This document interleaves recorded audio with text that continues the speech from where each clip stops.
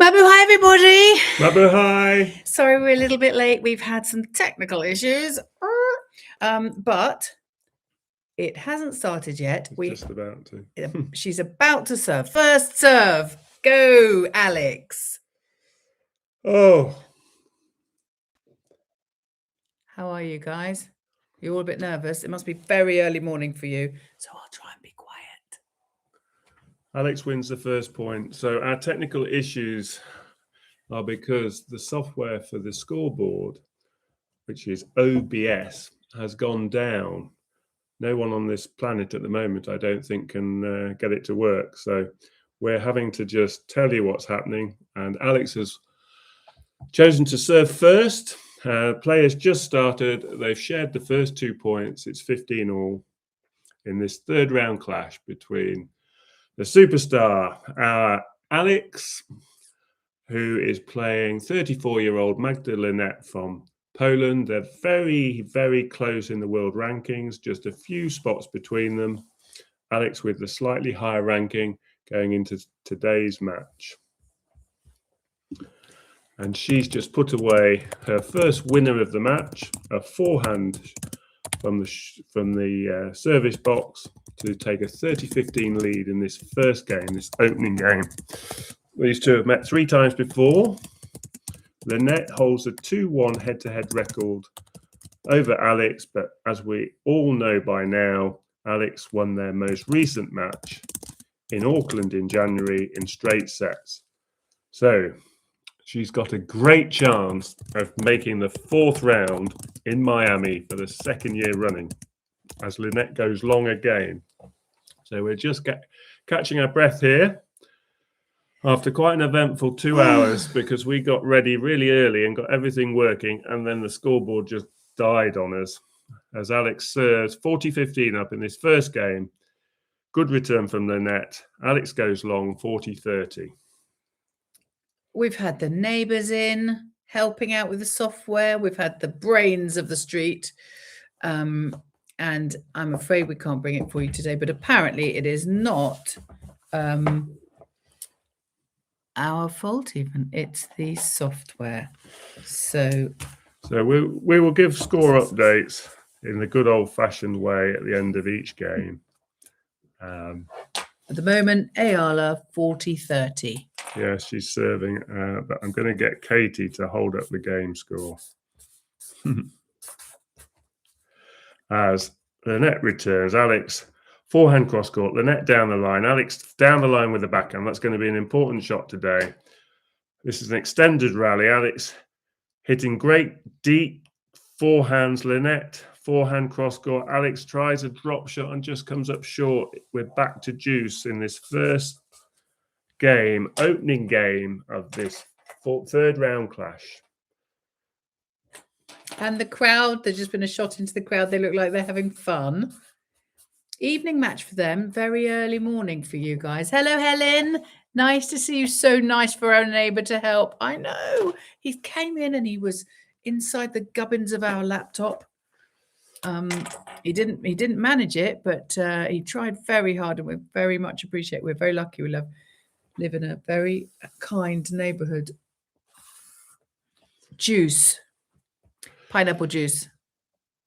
As Alex goes long with a second serve. That's unfortunate. A double fault bringing up advantage Linette in this opening game.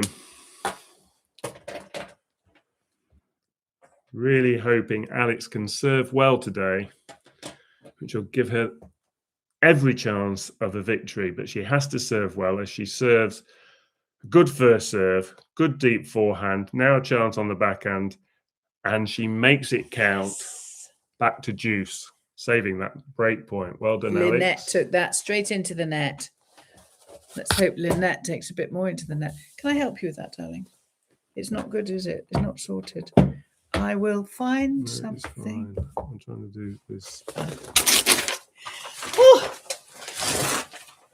Feels like everything got very stressy for us just then. The end there. She's serving into the net at deuce.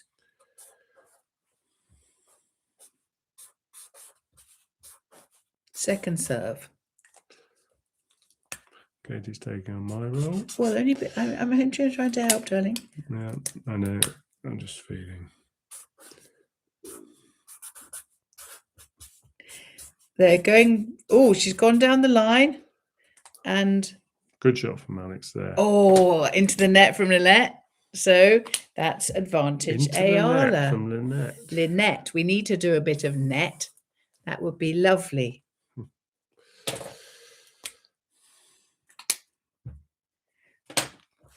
She had a big. Do they see that? Do you see that in mirror image, or do you see that in the way it is correctly written? You'll have to tell us in the chat. Good first serve from Alex, and that wins her the first game, the opening game. Alex takes a 1-love. We're going old school today. You can tell Dan was a primary school teacher, can't you? He's got all his pencils, all his colours in the right places, and they're changing ends. So this promises to be a very important opening set. Magda Linette has started slowly in her last 3 matches. Although she's won 2 of them, her last 3 opening sets have all ended in defeat in a hurry. She's lost 2 of them 6-1, and she's lost the other one 6-2. So not known for being a fast starter. In fact, the opposite is true. She's lost 6 of her last 9 opening sets. So Alex has got to take advantage of this. The other interesting fact, we were asked earlier today, how many left-handers has Lynette played? Well, in the whole of last year, she only played 1 left-hander. When I say the whole of the last year, the whole of the last 52 weeks, she's only played 1 left-hander, which was Alex in January. But since then, she suddenly had a run of left-handers as Alex goes long with her return, and she wants to check that call, see how far out she was, but it was just a couple of inches long. So we're hoping Alex can get on top early. These first four games of this opening set are very important for Alex as Lynette serves long with her first serve. Second game underway. Alex leading by 1 game to love as Lynette's serving 15 love from the far end. The bright sunshine. Good second serve. Alex returned. Cross court to cross court. Backhand to forehand. Down the line from Alex now. They're just trading ground strokes from the back of the court as Alex goes long with her backhand. Lynette, 30 love up. I'm going to get something so that sticks for you, darling.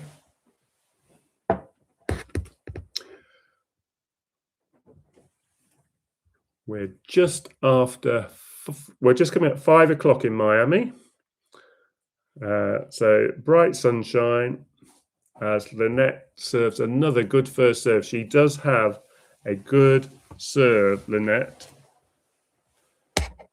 Stop it slipping. And if you put this in front of it. It's fine. I'm going to. Good morning, Melissa. It's very early morning for you guys, isn't it? 9 p.m. for us. You want to do the comments? I'll do the TV. I'll sort this out. What am I doing? The interaction, yeah. We're in a bit of a pickle here. Alex is about to serve. We're in a bit of a pickle. Sorry about that. But we're ready now. Here she goes. Oh, I thought that was an ace, but it was out. Can't do that. Okay. It's just a waste of time. Sorry, Dan's a bit stressed because we've had a very stressful production side on this today. Good news, Lynette goes wide on that first point of Alex's second service game. We're at 1 game all in this first set.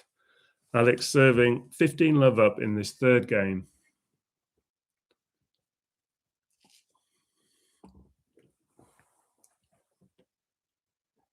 Lynette wearing her Polish flag colours.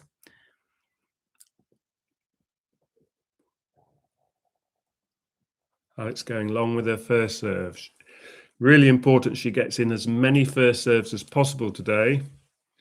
Lynette will be attacking her second serve, and that's what she's relying on for this point as she serves her second serve. It's a good second serve into the body. Lynette puts her backhand wide.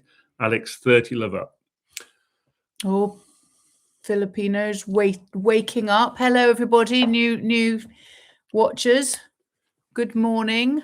Hope you slept well. Alex, 1 game all and 30 love up.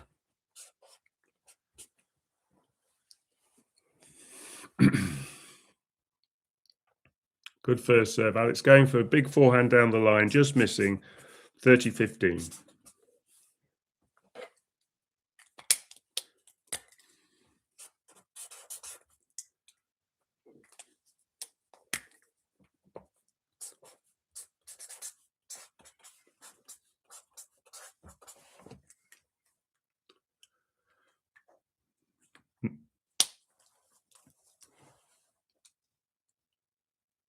Oh!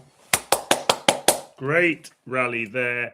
Lynette finally being forced into another error. Alex 2 game points to take a 2-1 lead in this first set.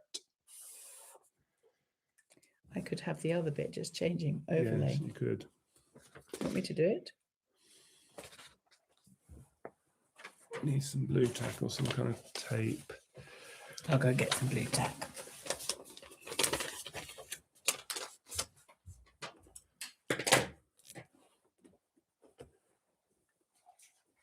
Alex, second serve, 40-15 up. Good second serve.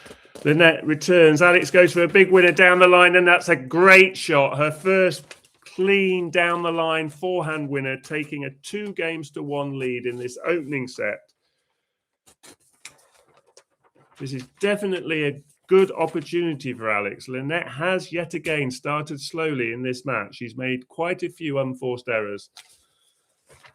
Looking for Alex to take the initiative after this next changeover of ends. Are we going to change over events now? We are. So I'm going to tell you about Lynette. She's Polish and she's wearing above her waist red and below her waist white, just like her flag.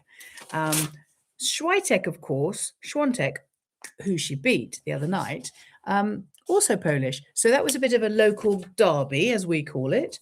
And apparently on tour. Oh, you are lovely. Dan's made us a scoreboard because the software, there's a global software problem with the software which we use for our scoreboard. So sorry about that.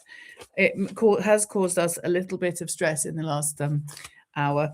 But we're here now and we're all together and we are Chalk Dust Fam by Yanihan. Brilliant. By Yanihan. And Alex is in her the lovely lilac-y purpley dress that she's been wearing most of these matches that we've been watching her, certainly in Miami and I think also in Indian Wells, with so lilac-y purple, beautiful dress. It might be a skirt and top, but I think it's probably a dress with a green visor. Or yellow, depending on your colour choice of bright greens or bright yellows. So Lynette's second service game, trailing by 2-1.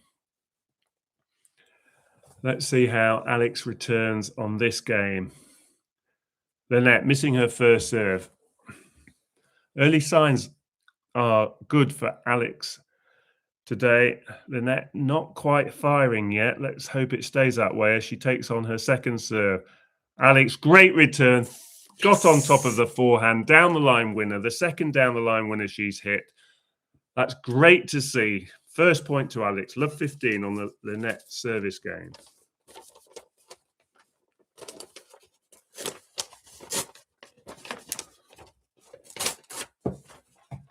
As Lynette misses another first serve. Second point.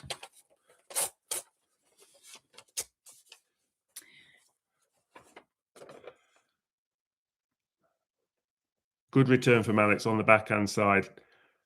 Good response from Lynette, and that's too good. passes Alex. She missed it. She ran across the court, tried to stretch that far, but it was too good. Apparently, Lynette, known as quite a comic, quite a really nice woman, quite self-deprecating humor, and she sounds like a good person, but not a person who is going to beat our Alex, of course. That's all just too shiny, isn't it? I tell you what, see the memes thing behind you? I'll get it. Good first serve from Linette there has given her a 30-15 lead, and she follows up with another good first serve, which brings her 2 game points, 40-15. And that was a case of Linette serving 2 consecutive powerful first serves, close to 100 miles an hour, and Alex couldn't do anything about it as Linette finding her first serve range. And there's another first serve. Alex this time gets it back, but misses her second forehand, and we're back all square at 2 games all in this first set. Linette holding. So you'll have to tell me whether you can see that the right way around or the mirror image way round, because tonight, this is the kind of technology that we have in England. So what do you think? Pop it in the chats. Alex serving 2 games all. Just misses her first serve.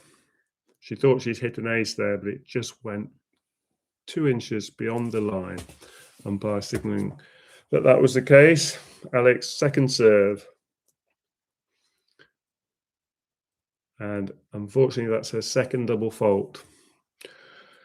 I want her to be brave today on serve. She's going to have to learn from her Noskova defeat and not just put the second serve in. So we will see a few more double faults as she tries to be brave on that second serve and go for a bit more pace and try to hit her spots. But it would really help if she could get her first serve in a bit more. And she's done exactly that on the second point and follows up with a good forehand winner. 15 all. Wonderful. Makes a big difference. Even though in terms of speed, that was a 93 mile an hour serve. We're only talking 15 miles an hour faster than the second serve. It's just the whole response of the returner changes when it's a second serve. Third point underway. Linette missing a forehand. Wow. Alex 30-15 up. Linette annoyed with that, and understandably, because that was a chance. She played a good return. And it was close. And she followed up with a forehand into the open space, but it just missed. So both these players will be nervous. This is a match they'll be both with expectation of winning. When you play an opponent ranked in a very similar bracket, Linette came into the event 56 in the world. And although Alex was seeded, provisionally her ranking adjusts because of the points coming off that she won at Miami last year. So she's provisionally 48th. So there's only 8 spots between them as Alex wins the 4th point to lead 40-15. Come on, Alex Laban! Oh, for goodness sake, we don't care about the scoreboard. We just want Alex to win.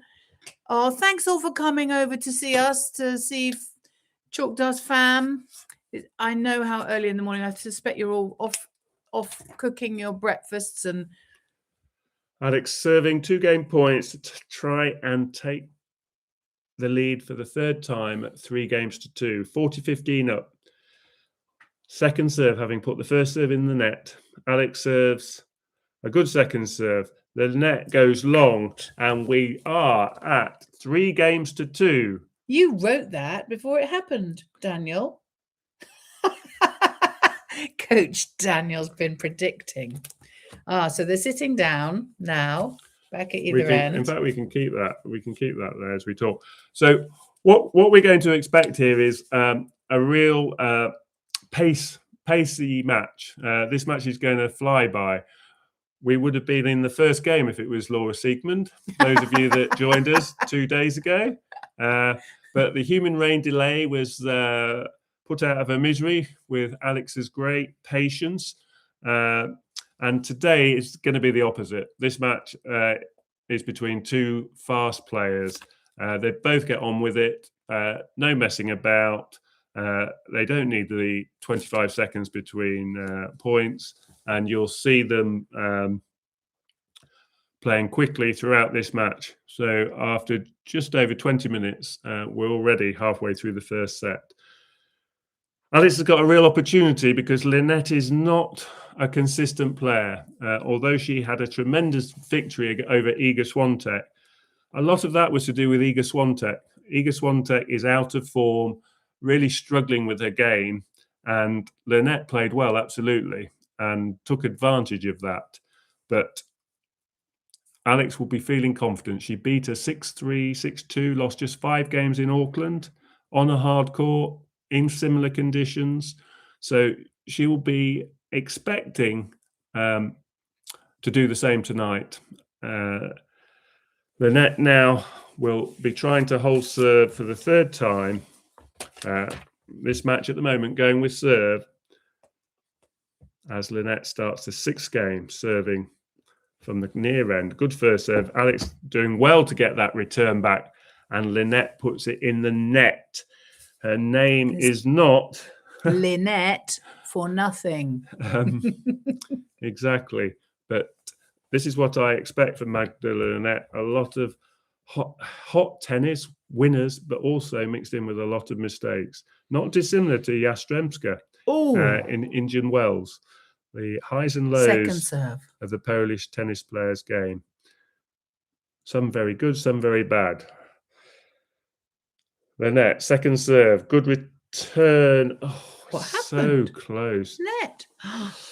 Into the net by Eala there.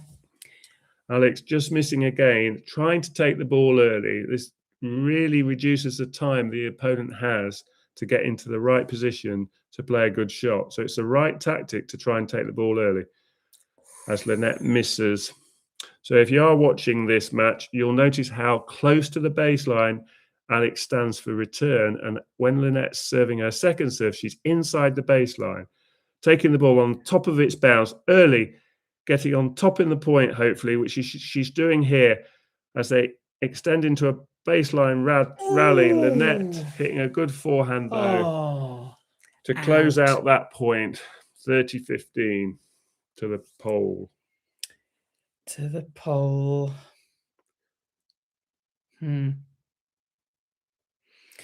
Well, you guys, thank you so much for coming. You new people here. What time is it in the Philippines? It must be a very early start. It's very early. Linette missing her first serve. 99 miles an hour, that serve, just missing in the tram lines. Can Alex take advantage now? She moves forward, looking to pounce on this second serve as Linette serves. Alex right on top of it, and that does indeed get on top of that return. An excellent return. And she's waltzing back to the back of the court, like dancing with her racket, not sort of joyously, but I just 30 all now in this game. This is a chance. First time she's had a real look at Linette's serve as Linette misses her first serve. So another opportunity for Alex. Come on, Alex. This is a chance. Oh, Rolando's in from Paris. Nice to see you, Rolando. First big point as Linette. Second serve. It's a good second serve. Alex, good return.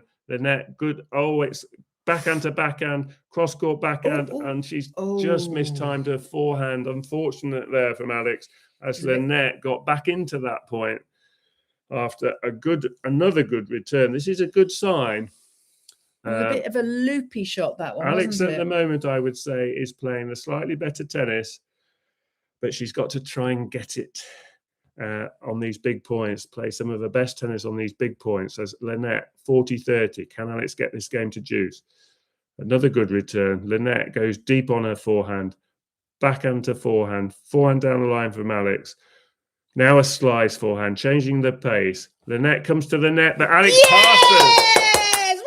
A super pass there. Oh, and this crowd's going wild. That's double-handed fantastic. backhand. cross-court winner as Linette tried to come forward. So Alex mixing up the pace there with a slice backhand. As Linette came forward, Alex played a superb cross-court backhand pass. And you said on your blog, didn't you, earlier, that she needed to switch all the different shots, and she was really doing that in that rally. Oh, that's an excellent first serve from Linette, but it's either a let serve. I think it was a let. Must have caught the top of the net. Hello, Mr. Cousin Poe. Mrs. Cousin Poe, good morning to you as well. And yes, that's very early, 5:15 in the morning. Gosh. Linette goes long with her first serve. This is juice. This is the first close game.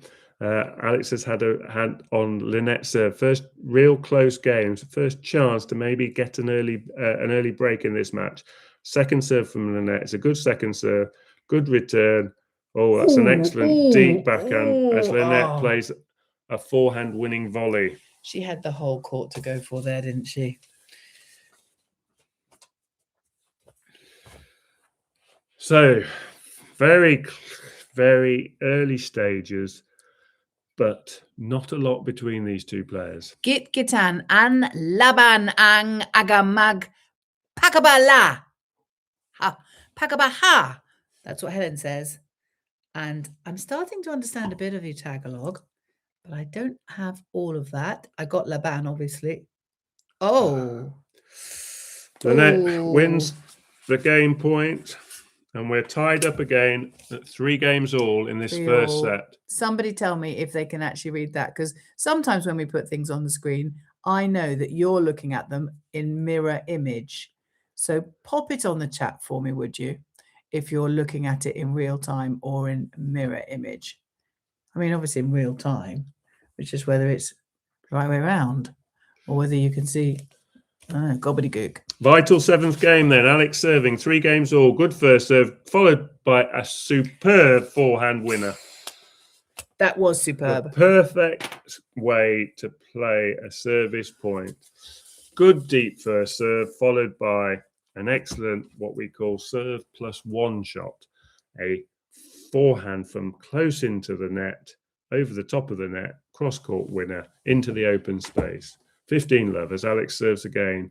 Another good first serve, but this time it's a let, having touched the top of the net.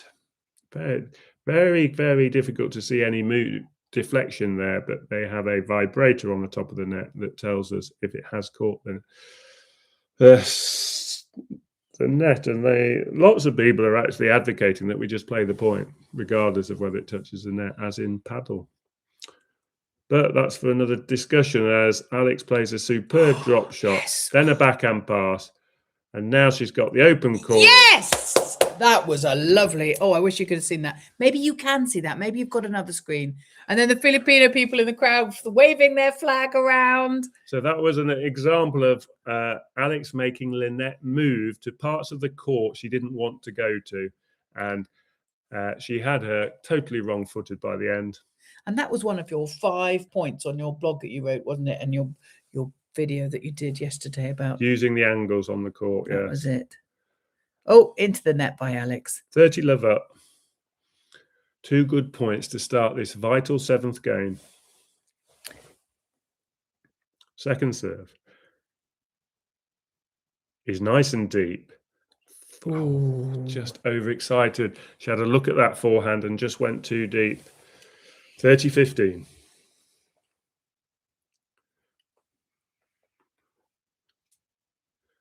So I don't know what time work starts for you. Oh, no, it's Sunday.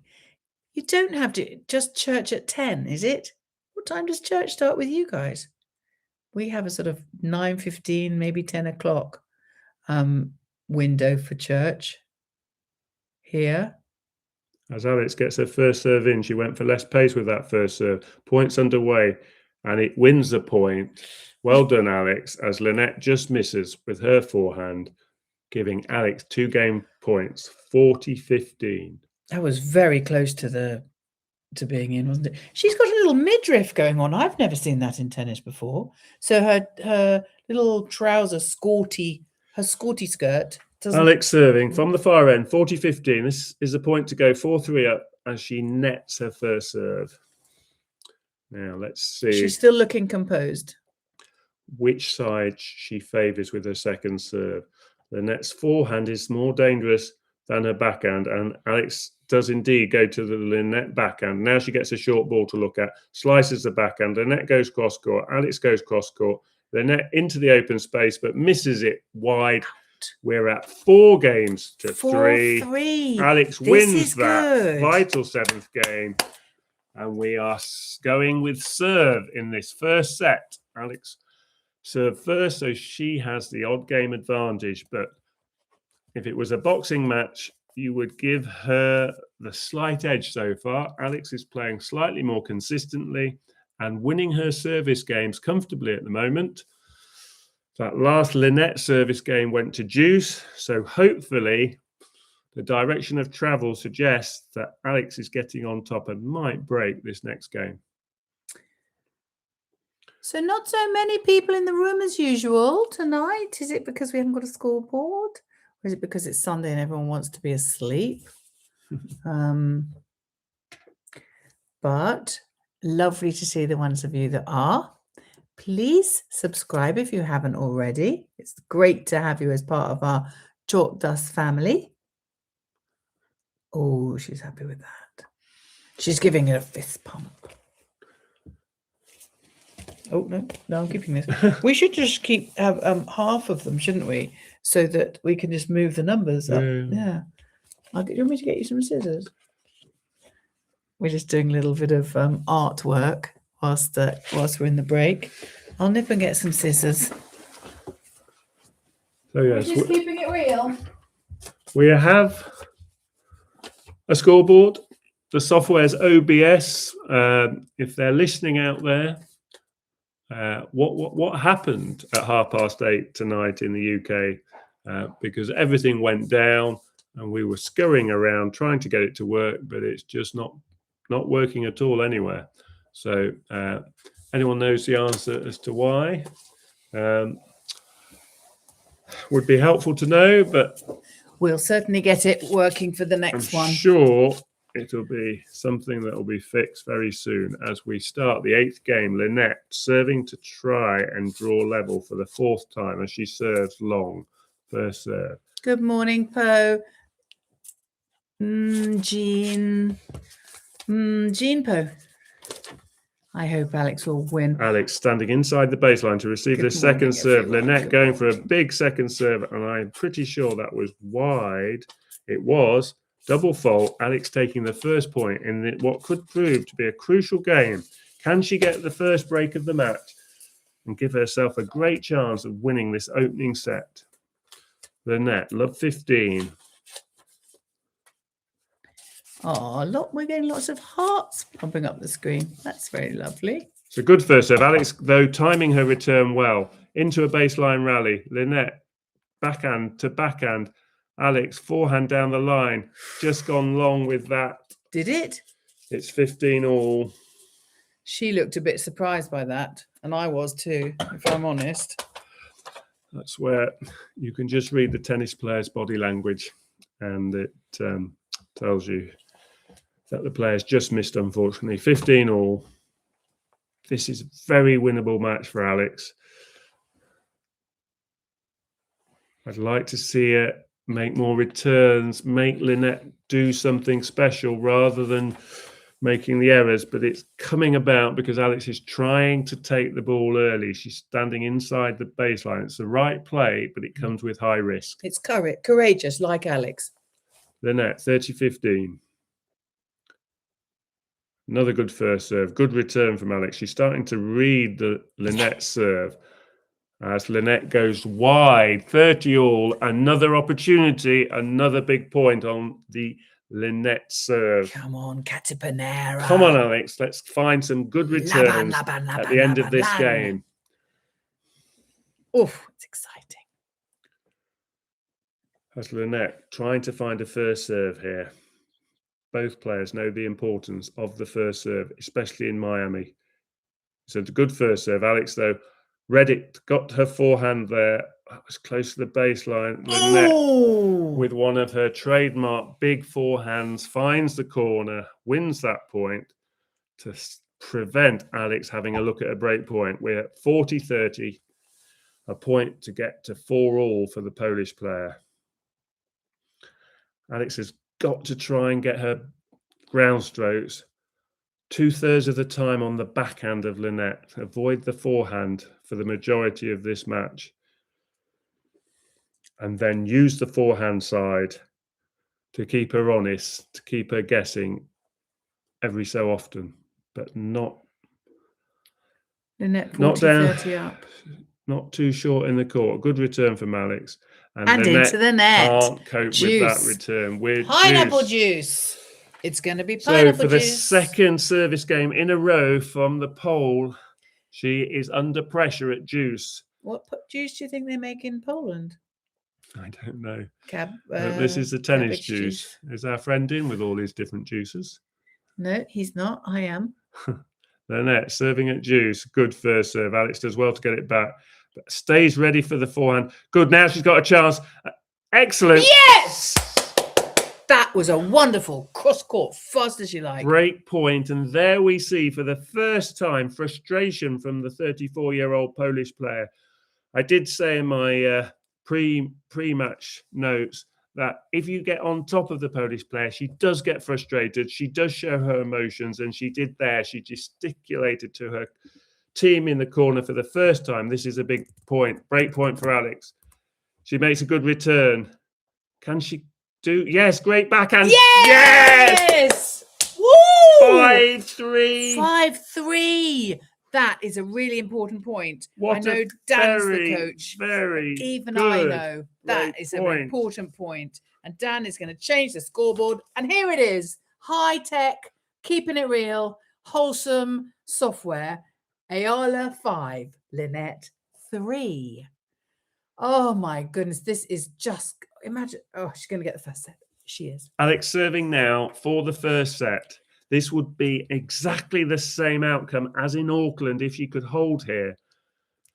Really, really good start. Alex is playing the better tennis now. She's reading the Lynette serve.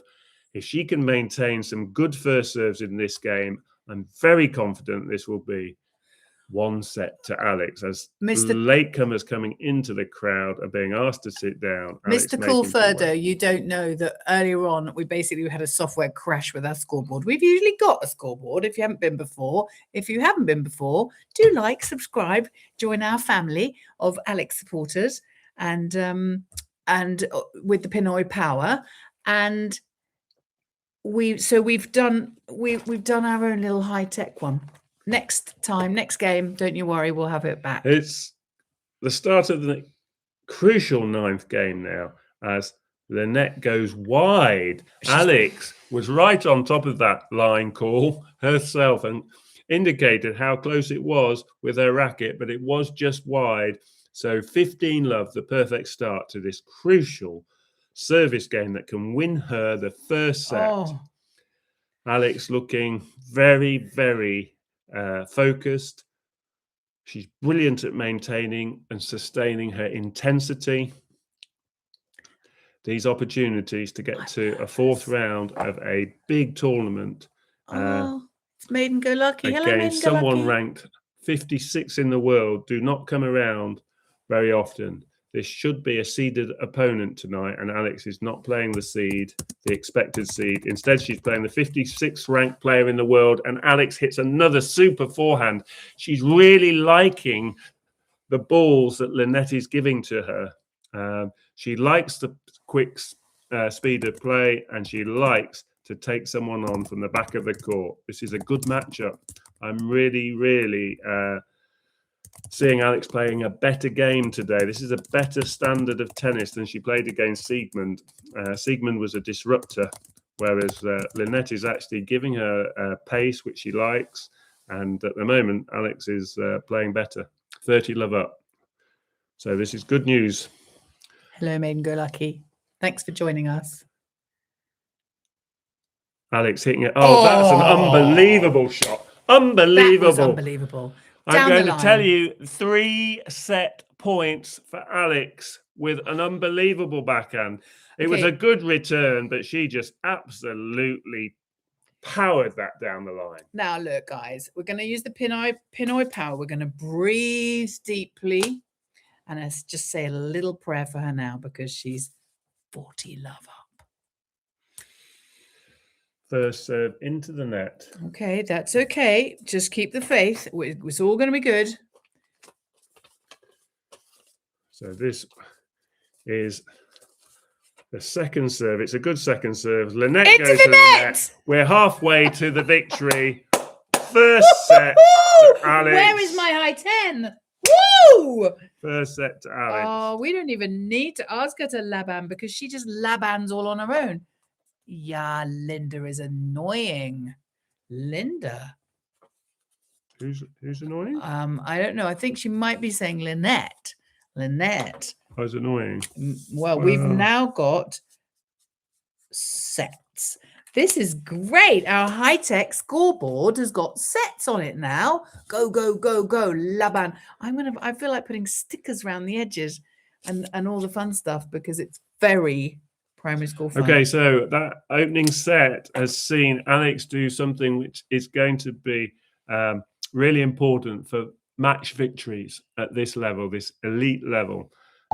Alex hit 10 winners to just 7 unforced errors. That's a +3 ratio, which makes the result highly likely. Linette, on the other hand, only 7 winners and 15 unforced errors, -8. So there's how the first set was won. Alex playing really well against Siegmund. She won a set with +2 ratio. Today she's had a +3 ratio. More winners there. In the opening set against Siegmund, she was actually -2. She lost that set 7-6. She's playing better tennis today. She's enjoying this matchup. She's enjoying what Linette is giving her, which is pace. Do read my match preview. I talked about Linette having a more powerful serve, but the pace on that serve, if Alex gets to that ball, she can use that pace to make her returns go back even faster.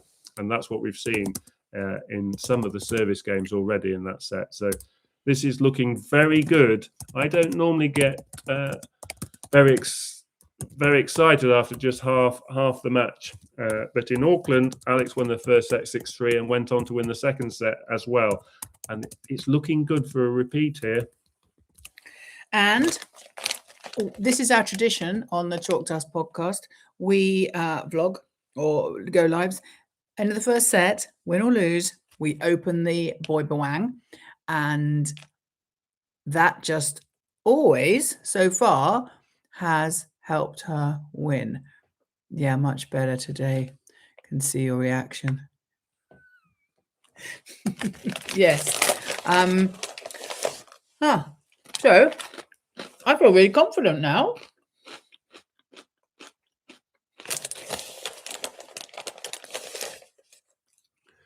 So do I. Sorry, just getting distracted. What I'm looking at is whether Makova or Bolter is winning, because that would be Alex's next opponent. But I'm not going to get too far ahead. We're just going to concentrate on the start of this second set as Linette is opening the serve, having lost the first set.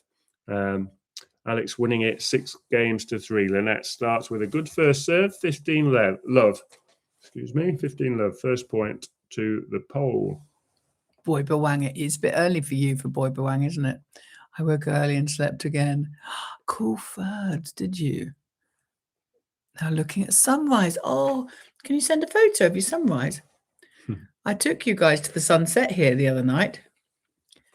Oh, it's Mr. Josie. He's here. Linette's second serve in this opening game of the second set. Good return from Alex. I want to keep up the intensity as she hits a lovely backhand, and that forces the error off the Linette backhand. We're back at 15. I just wanted to show Mr. Josie just in case he didn't know the score. We're set up. It's wonderful. And it is a blessed Sunday morning. Your cameraman, love. Na love, see. I think Linette looking a bit ragged, lost her balance completely on that first serve.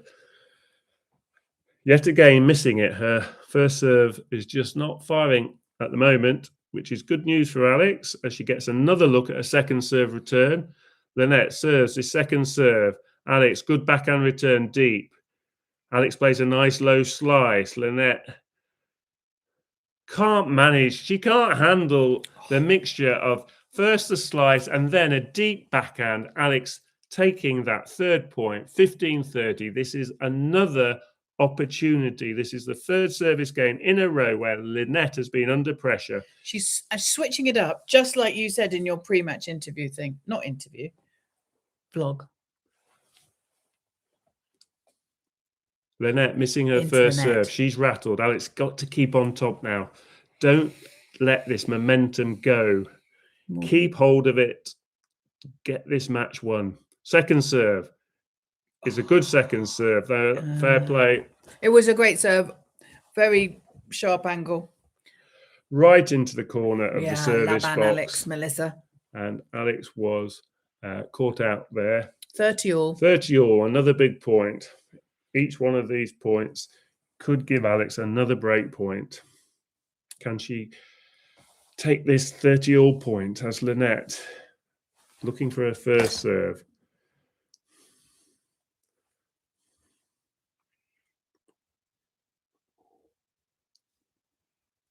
Misses again. Another second serve.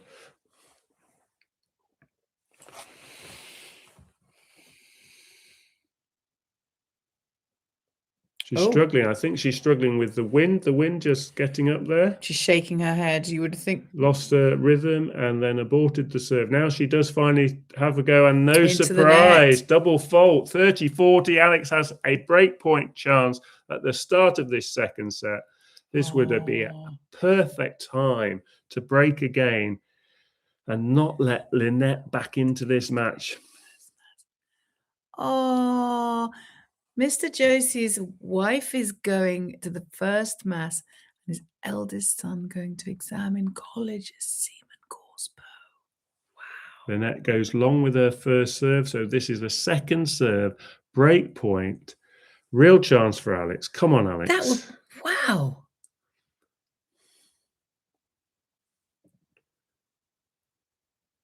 It's a good second serve. Good return from Alex. Forehand from Lynette. Into the baseline rally. Nice use of the slice from Alex. Now she's got to look at the forehand and goes long. Okay, juice. Pineapple juice. It was a chance, but we're back to juice. Wow, Mr. Jose's got a big day on. A big day. I hope you have a lovely day. And I hope it starts with a... Well, I don't think you're going to have to hope. I think it's going to start with an Alex win. Wouldn't that be just a wonderful way to start Sunday? Was that serve out? Second serve for Lynette. Yeah, first serve wide. Second serve up, juice. Great return from Alex, right on top of the bounce. Advantage. Ball on the rise still. Double-handed backhand. That's what you were saying she had to do. On the rise. Take it early. That's what you said. The ball still on the rise you saw there. That's when you're going to get the maximum return with the shot. You'll get all the pace from the serve. Brilliant. She's playing really well. This is the best I've seen Alex play in the last 6 weeks. As Lynette goes long on her first and you serve. Don't get, you know those people who will not say that unless it's true. No compliments from Dan unless it's true. Second serve. Only get straight, real, authentic from him. Another good return. Lynette goes wide. Break of serve. 6-3. One love up. What a match this is being. We're going to show you our very highly technical scoreboard now. Just, prepare for the excitement. There you go. We've had a bit of a technical problem today. And so our software went down. But next game, promise, guys, we're going to have the scoreboard up. But for today, it's a blessed score of 1 set to love and 1 game to love and Eala to serve. So she actually broke that game, which was wonderful.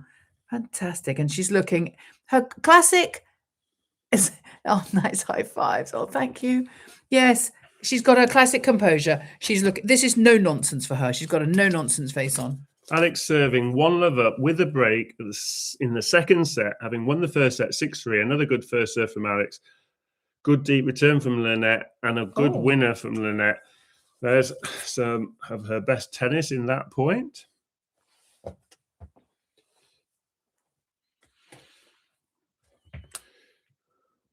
Alex just has to keep the pressure up. Consistency now is the name of the game in this second set. Make Lynette do something special as she just misses her first serve there. Dan's updating the scoreboard.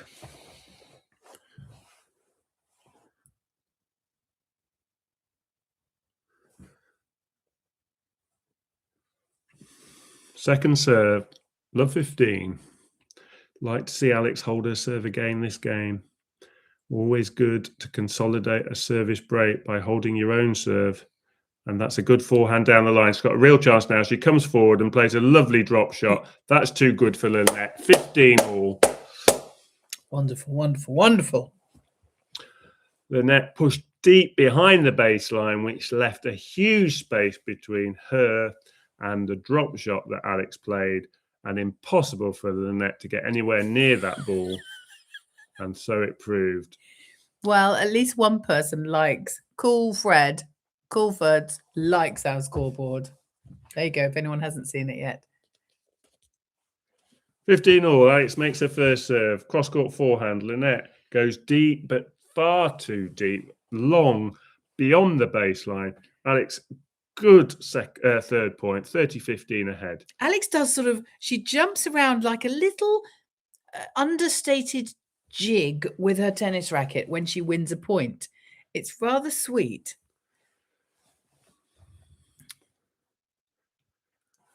Of course, it's rather sweet. She's rather sweet. She serves 30-15 up. Good first serve, pulling Lynette wide. Goes down the line. That's an amazing forehand because she knew Lynette was the other corner, but she's hit that forehand close to the line, full of confidence now, really flowing. Great shots flowing off her racket. This is the kind of level Alex was playing last year in Miami when she was new to this level of tennis and did so well getting a run all the way to the semi-final. She's playing some of that type of tennis, playing with freedom and making very few errors. Second serve, 2 game points to go 2-love up. Oh, brilliant backhand. Now a forehand down the line. Lynette running around at the back of the court, can't handle it. This is storming. Going so well for Alex Eala. It's an absolute treat to watch this. There you go, high tech. We just spare no expense for you here with love from England, high tech capital of the world. Not. Well, we did manage, didn't we? We did. We got it all up for last time, and we will get it up again. Make it work. But for tonight, we have this, and I think it's rather sweet. Yeah. It wasn't our fault. It was as if the gremlins were at play. Yes, I felt terrible because initially I thought it was my fault, and then I got very stressed, and my head was practically boiling off because I do the tech in this family. And but 2-love. This is just Lynette has won her first point on her service game, but after just 54 minutes, Alex is 6-3, 2-love up. Lynette has been hit by a storm, and it's Alex's tennis that is causing the storm. As Lynette serves 15-love. Good return from Alex. She's really getting on top of her first serve, let alone her second serve. But this time, Lynette actually plays 3 consecutive ground strokes deep enough to force the error from Alex's racket. Oh, we have another watcher from Paris. Hello, Abel-san. Nice to meet you. Thanks for coming along to the Chalk Dust family. And have you seen the scoreboard? There you go. That's where we are. Lynette's 30 up in this game, but don't worry, we're all good. Good first serve from Lynette. It's okay. if your opponent's best tennis is winning meaningless games, that's absolutely fine. You'd rather than hit their best tennis when it's not an important game. And at the moment, Lynette is just trying to get a foothold into this set, trailing 2 games to love. But it looks like she's going to win her first game as she's 40 love up in this service game. Second serve, great return from Alex. Down the line. I'm This is great. expecting this game to go to the pole, but you never know. The way Alex is playing, she's stringing winners together, and there was another winner. 40-15. Third forehand winner of the set, and we're only in game 3. And there's only one of them looking even the slightest bit stressed. Alex is her normal, composed, happy, calm, humble self. Was that out? It was out, yeah. Second serve. She is improving, isn't she?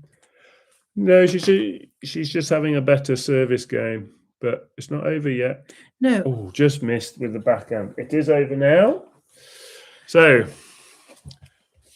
2-1. Alex, with a break though, she holds a set and 2-1 lead.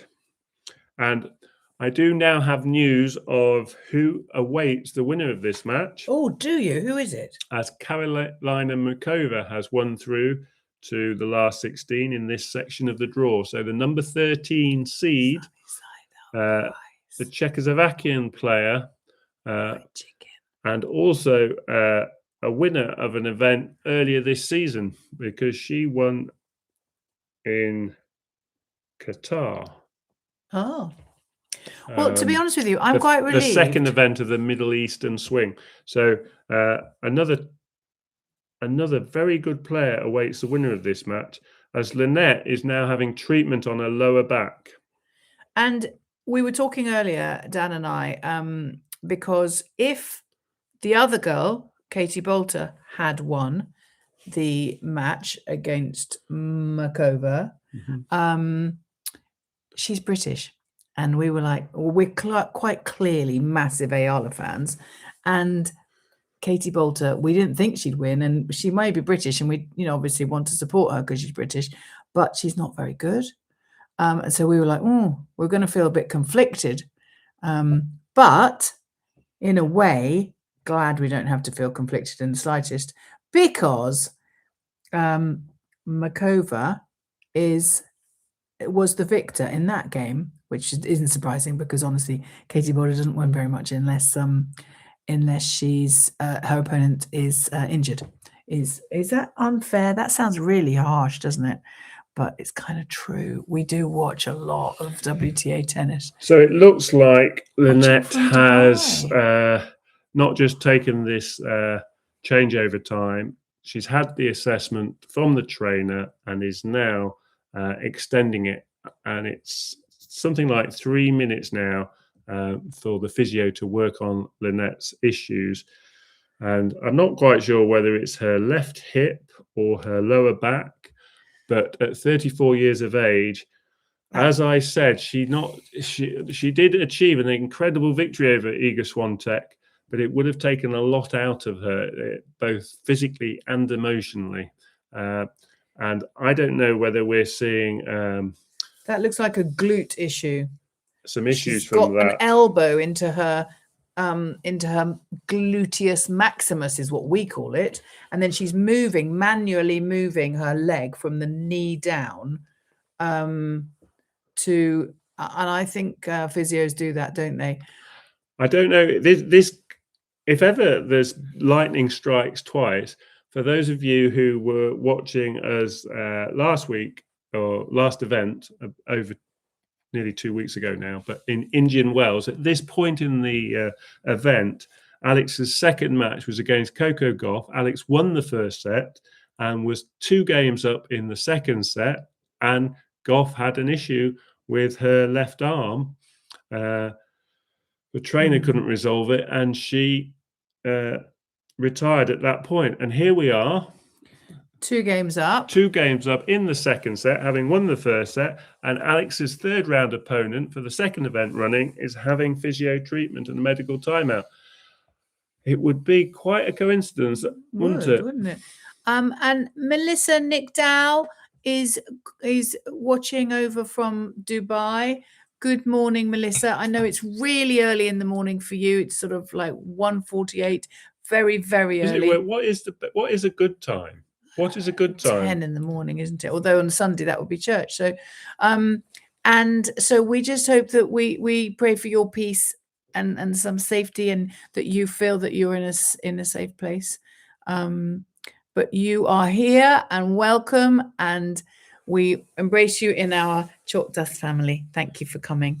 And do you like our high-tech scoreboard? We've had some software issues, and therefore we've gone a bit low-tech today, but we're keeping it real and authentic, and we're here for Alex, whatever happens, come rain or shine.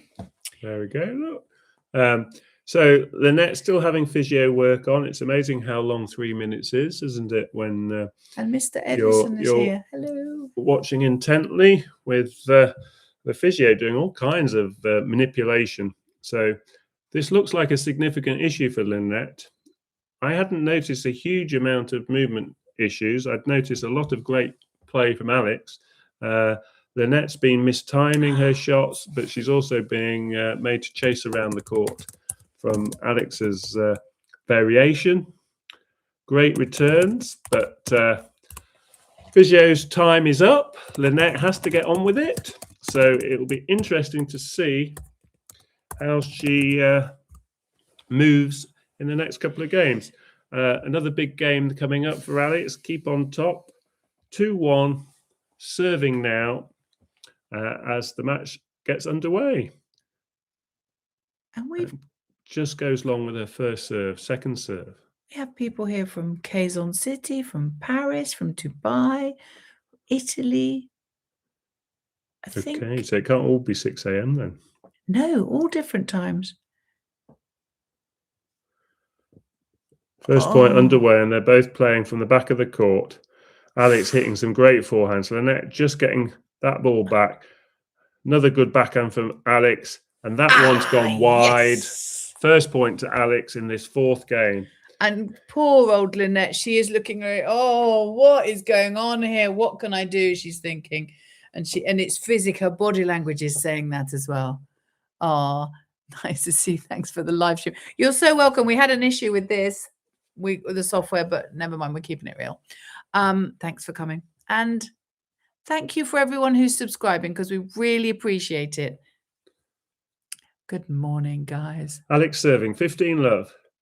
Another good first serve. A great backhand there, and a great forehand as well, followed up by the Polish player. That was a better point from Linette, 15 all.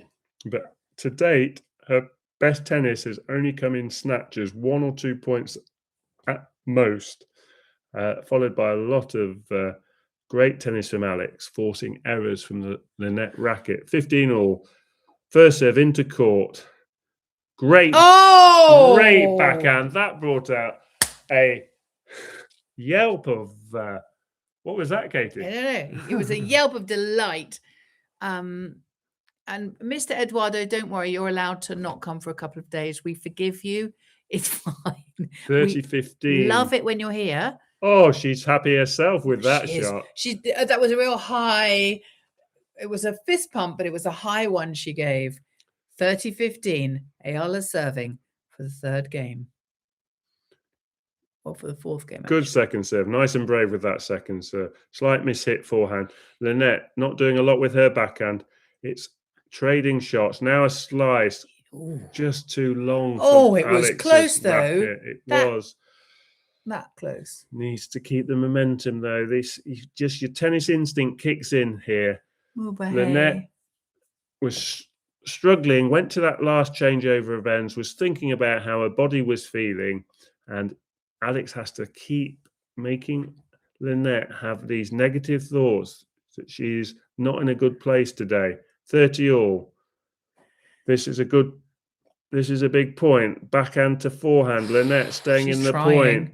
No one giving an inch in this point, as they're both hitting great ground strokes on the back of the court. Who's going to blink first? Still no one missing here. What a rally. Over 15 shots as Alex and Lynette go for this ball. Lynette finally tries to hit it too deep, goes long. That was a very, very good point. And the crowd are on their feet there, really egging on Alex here, sensing that the match, if it is going to turn, it would be this game, that Alex making sure it's not going to turn. She now has a game point to go 3-1 up in this second set. So far, this match is going very similar to their first meeting this year in Auckland, as Alex makes a good first serve. Now, can she back it up with some good ground strokes as the point's underway? Lynette going very deep to the baseline. Alex down the line. Great shot. That wins the game. Yes! Oh, my lordy. We are seeing 3-1 with our technical tennis. high-speed scoreboard changing. Alex is happy about that. And thank you so much for telling us what you guys are having for breakfast. And Mabuhay Chef Dada. Mabuhay from England as well, and Salamat Po for coming. And Mr. Welding is baking pandesa. I can look that up in my Filipino cookery book, which my son bought me for Christmas. I mean, for my birthday. Only like a week ago. Very excited about that. Lynette serving 3-1 down. That was a big game. 3-1. In the context of this second set. This is amazing. I feel like if Alex can win this game, then I'm not quite sure what Lynette will think when she sits down at this next changeover of ends. Already had the trainer out. She's not feeling great about her prospects in this match. Can Alex finish the job off? I'm sure she can, as Lynette serves a good first serve, comes forward, and if that was in, it was the winner. Oh, yeah, that was a very first good point to the pole. Still not looking happy though. No, she looks sort of relieved that she managed to get a point. Not happy. I would say she's still in discomfort. Would you? Yes, it looks to me like when she's hitting the ball hard, she crouches down. Yes, you see what I mean? Yeah. Knees bent deeper. That was another good point. Good serve, followed up with a good approach, and then a winning volley from the pole. 2 good points to start this service game. But remember, Alex has a break of serve. She's 3-1 up, and she's also 1 set up. So an excellent position. Just 3 games from winning this match. Oh. Lynette, 30 love up, serves, misses her first serve. That was 106 miles an hour first serve there, but it was out. So now we have a second serve.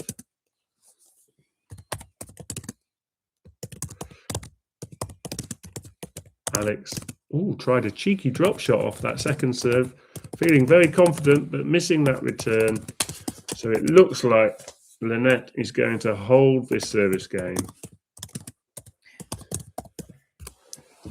as she now leaves 40 love in this 5th game of the second set. This to reduce her deficit to just 1 game as she serves 40 love up. And she does indeed hold her serve. We're at 3 games to 2 in this second set. Alex still with the advantage. Everything looking good. Still looking good. Can I get you a drink, darling? Are you okay? I'm okay. After just over an hour now, we're at about an hour and 10 minutes. So this match going a lot quicker than those of you who joined us 2 days ago, where we were sat here for over 3 hours, 3 hours, 20 minutes.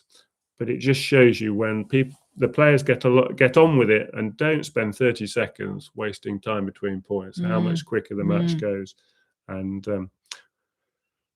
Alex is enjoying the pace, the flow of this match. She's looking very strong, isn't she? Mm-hmm. Confident and strong.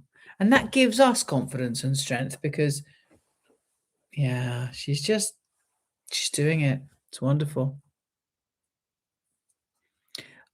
Change of ends here. Change of ends, I've been told, my YouTube advised me to say to you guys, if you aren't subscribed, please subscribe. It would be lovely to have more subscribers. We're not going to spam you with anything. I don't think we could actually, honestly, we don't know how. But and we wouldn't want to, because it's just really lovely to have you as part of our Chalk Dust family, supporting Alex and her sisters, Chen and the other sisters around the swing. They put such a lot of hard work into this tennis. It's not just the games, is it? It's the moving around the world, it's the flying, it's the exhaustion. You know, it's physically and mentally really, really difficult for them.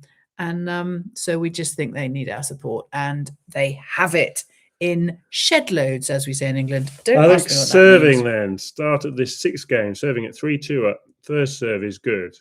Lynette, a good return. Alex does well to get that backhand deep to her backhand, but Lynette steps it up there with a good backhand cross-court winner. Yeah, that one was just too good, really, wasn't it? Alex has got to expect Lynette will throw everything at her in this second half of this second set as she serves. Good first serve, great first serve. That's her first ace, clean ace of the match. She's responded there in the perfect way. Her first ace. So they both have one ace each. Bringing the game level at 15 all. Alex serving now. Ooh, just missing. Oh, going for her so first close. serve there. Down the middle. It's the right place. Got to be a bit more aggressive through her service action, just to give it a bit more zip through the air. This time she's relying on her second serve as Lynette hits a good backhand, and we could be in trouble, and we are. We're in trouble for that point. That defensive lob was too short, and Lynette put away a drive volley. 15-30. She's in this game. This is the first service game since the very opening service game of the match where Lynette has got ahead in the game. Can Alex respond now with some good first serves? Yes, she can. She will. La ban, Alex. She does indeed get her first serve in. Pulls her backhand wide. 15-40. This is the first time in the match that Alex is under pressure on serve. But she's one set up. Yeah, we were hoping for a straight set victory. Can she come back in this game, serving 15-40? It's a good first serve. Oh. Lynette, though, is finding her return. Always out. No, in. A slight mishit from Lynette's racket, but it does come back into court.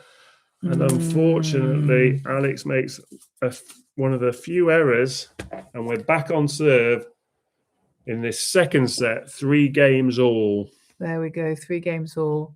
So that's not really what we wanted to see after seeing 3-1, but we just keep the faith, everybody, and we're going to just make it happen.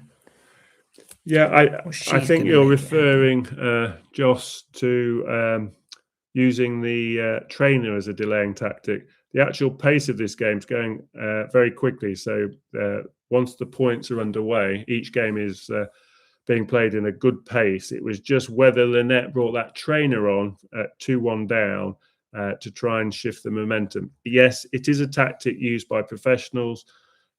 They might bring a trainer on when they're not really injured. They're just trying to change it up. She's I don't know if you can see the picture there, but she's sort of wriggling Lynette. But I would say Lynette actually genuinely was struggling. Her body was struggling. Yeah, you can see from the way she's moving. I don't think she was using it as a tactic in this situation today. Anyway, back on serve here. 3 games all. Lynette 15 all finds. No, she misses her first serve. I thought that was an ace, but it was wide. So chance for Alex as she moves in to try and get on top in this third point of the game. 15 all is Lynette's second serve. What can Alex do with it? Great return, deep to Lynette's backhand. Lynette recovers, hits a good forehand. That's her dominant side. But Alex gets to it. Now she comes forward Into and the net. hits a great backhand down the line. Lynette can't manage the backhand volley. We're at 15-30. Can Alex respond in the best way possible by breaking immediately back in this vital 7th game of set 2? This is exactly the same position we were in the first set at 3 games all, and Alex went on to win the last 3 games. Can she do the same in this second set? This all-important second set. Some of you aren't always with Dan. I am. 7th game. He always says it's the magic number. You have to win the 7th game. Lynette missing her first serve. Chance for Alex. Come on, Alex. Good morning, What Hannah. can you do with this second serve? Moving inside the baseline. Doing all the right things. There's another attacking return. Into the net. And it forces the error. 2 break points, 15-40. Where are you watching from, Hannah? Nice to see you. Can Alex take advantage of this break point? Yes, I think she can. I have faith in her. Looking composed. Lynette serves. This time it's a great first serve. Ah. And it's a clean ace, bringing the score to 30-40. The shadow is about halfway across the court now, which I always find quite complicated to play against when the shadow's in the middle of it. No delay at all. Straight on to the next point as Lynette serves 30-40. Ah. Just missing down the middle. Oof. So Alex does indeed get a look at a second serve. She will not be saving this point with an ace. I wouldn't have thought. Now, onto a second serve. What can Alex do with it? Oh, she's just pulled it wide. Little bit wide. Went for the big backhand down the line, and it was 2 inches wide. Pineapple juice. And hello. Oh, you're in Hong Kong, Hannah. We have got a very international flavour today. Hong Kong, Paris, Italy, Dubai. England, maybe? Obviously. Lynette serving at juice. K's on. Good serve, but the point is now anyone's as they go baseline to baseline. Out. And Lynette hits a great forehand winner, one of the few forehand winners. She's known for a good forehand, and again, just on the line. I mean, it was a great forehand, but if it caught the line, it was quite in, wasn't it? It was just inside the baseline, but it was a good shot to pull off at that point. They're both playing well. Yeah, Lynette's level is improving all the time as she misses her first serve. Into the net, the ball bounced off all over the place. Like to see Alex keep this game going a bit longer. She does indeed hit a good return. Lynette getting them back now, though. Alex cross court down the line. Lynette scurrying. Good shot. Yes, good shot. Get back there. Oh, a lovely rally. Running all over the place. That was another great point. And the Polish player is now 4-3 ahead in this second set, having won the last 3 games, turning this second set on its head a little bit, playing a lot better. Her levels really picked up. Very few mistakes. Anyone who thought this was going to be quick? Well, it's quicker, a lot quicker than the Linda game. The what game? The Linda game. Linda who? Laura Siegman. Linda Siegman, maybe. Laura Siegman. A lot quicker than that game. 1 hour, 18 minutes on the clock. Yes, it is a lot quicker. But I'm still going to say that it's going to be a 2-setter. I just feel it. What do you think? I'll have a snack. The bawangs. You see, I think it's too early for you guys. Maybe you just don't. You only eat these in the. I doubt you have them for breakfast. They're tasty, aren't they? But I don't think you have them.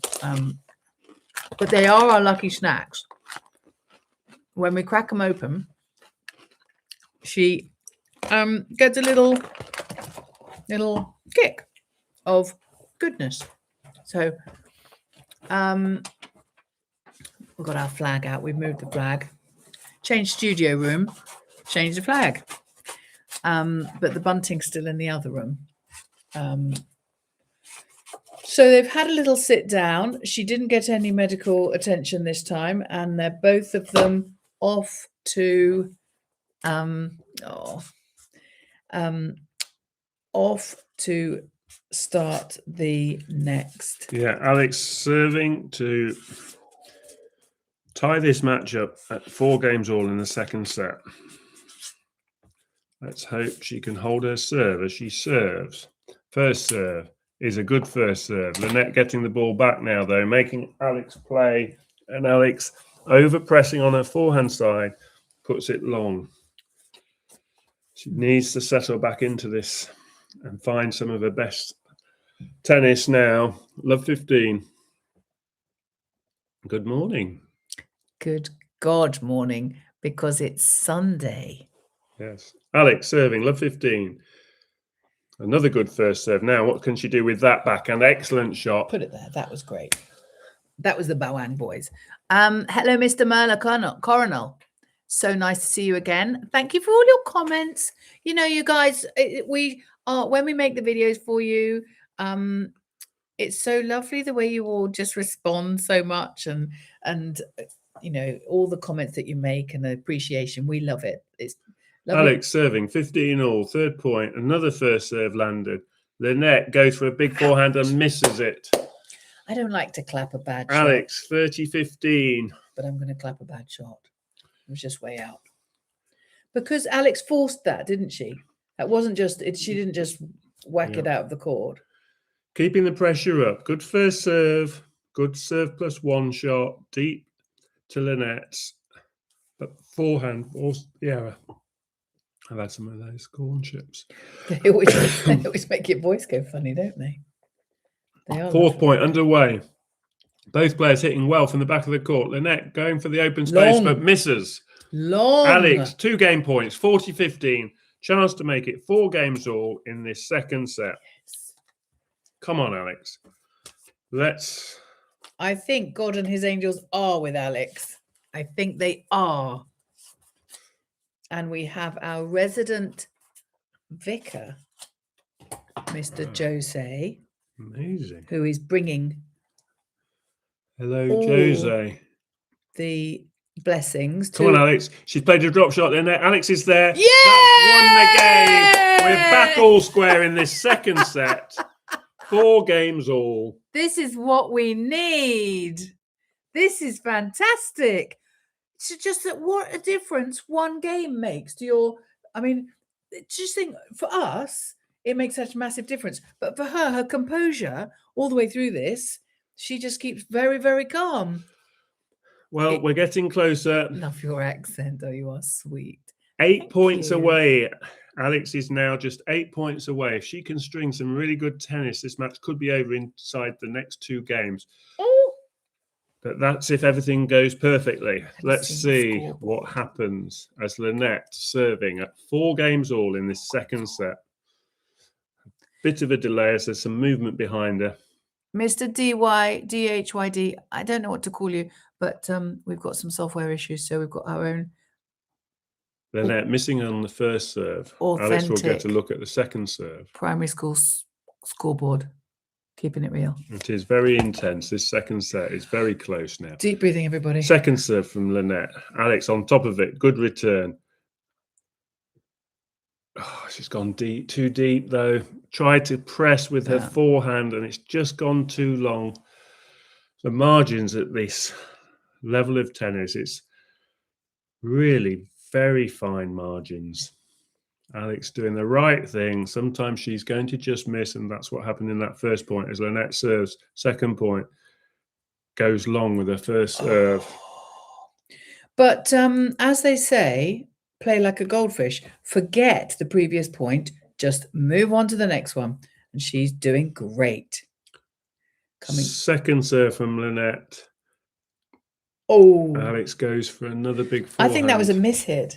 It looked like a funny one of those that just comes off your racket wrong.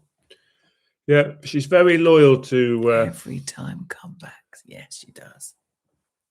everything she's picked up in Mallorca at the Rafa Nadal Academy, including her racket manufacturer. So she uses the same Babolat rackets as Rafa Nadal has used all those years.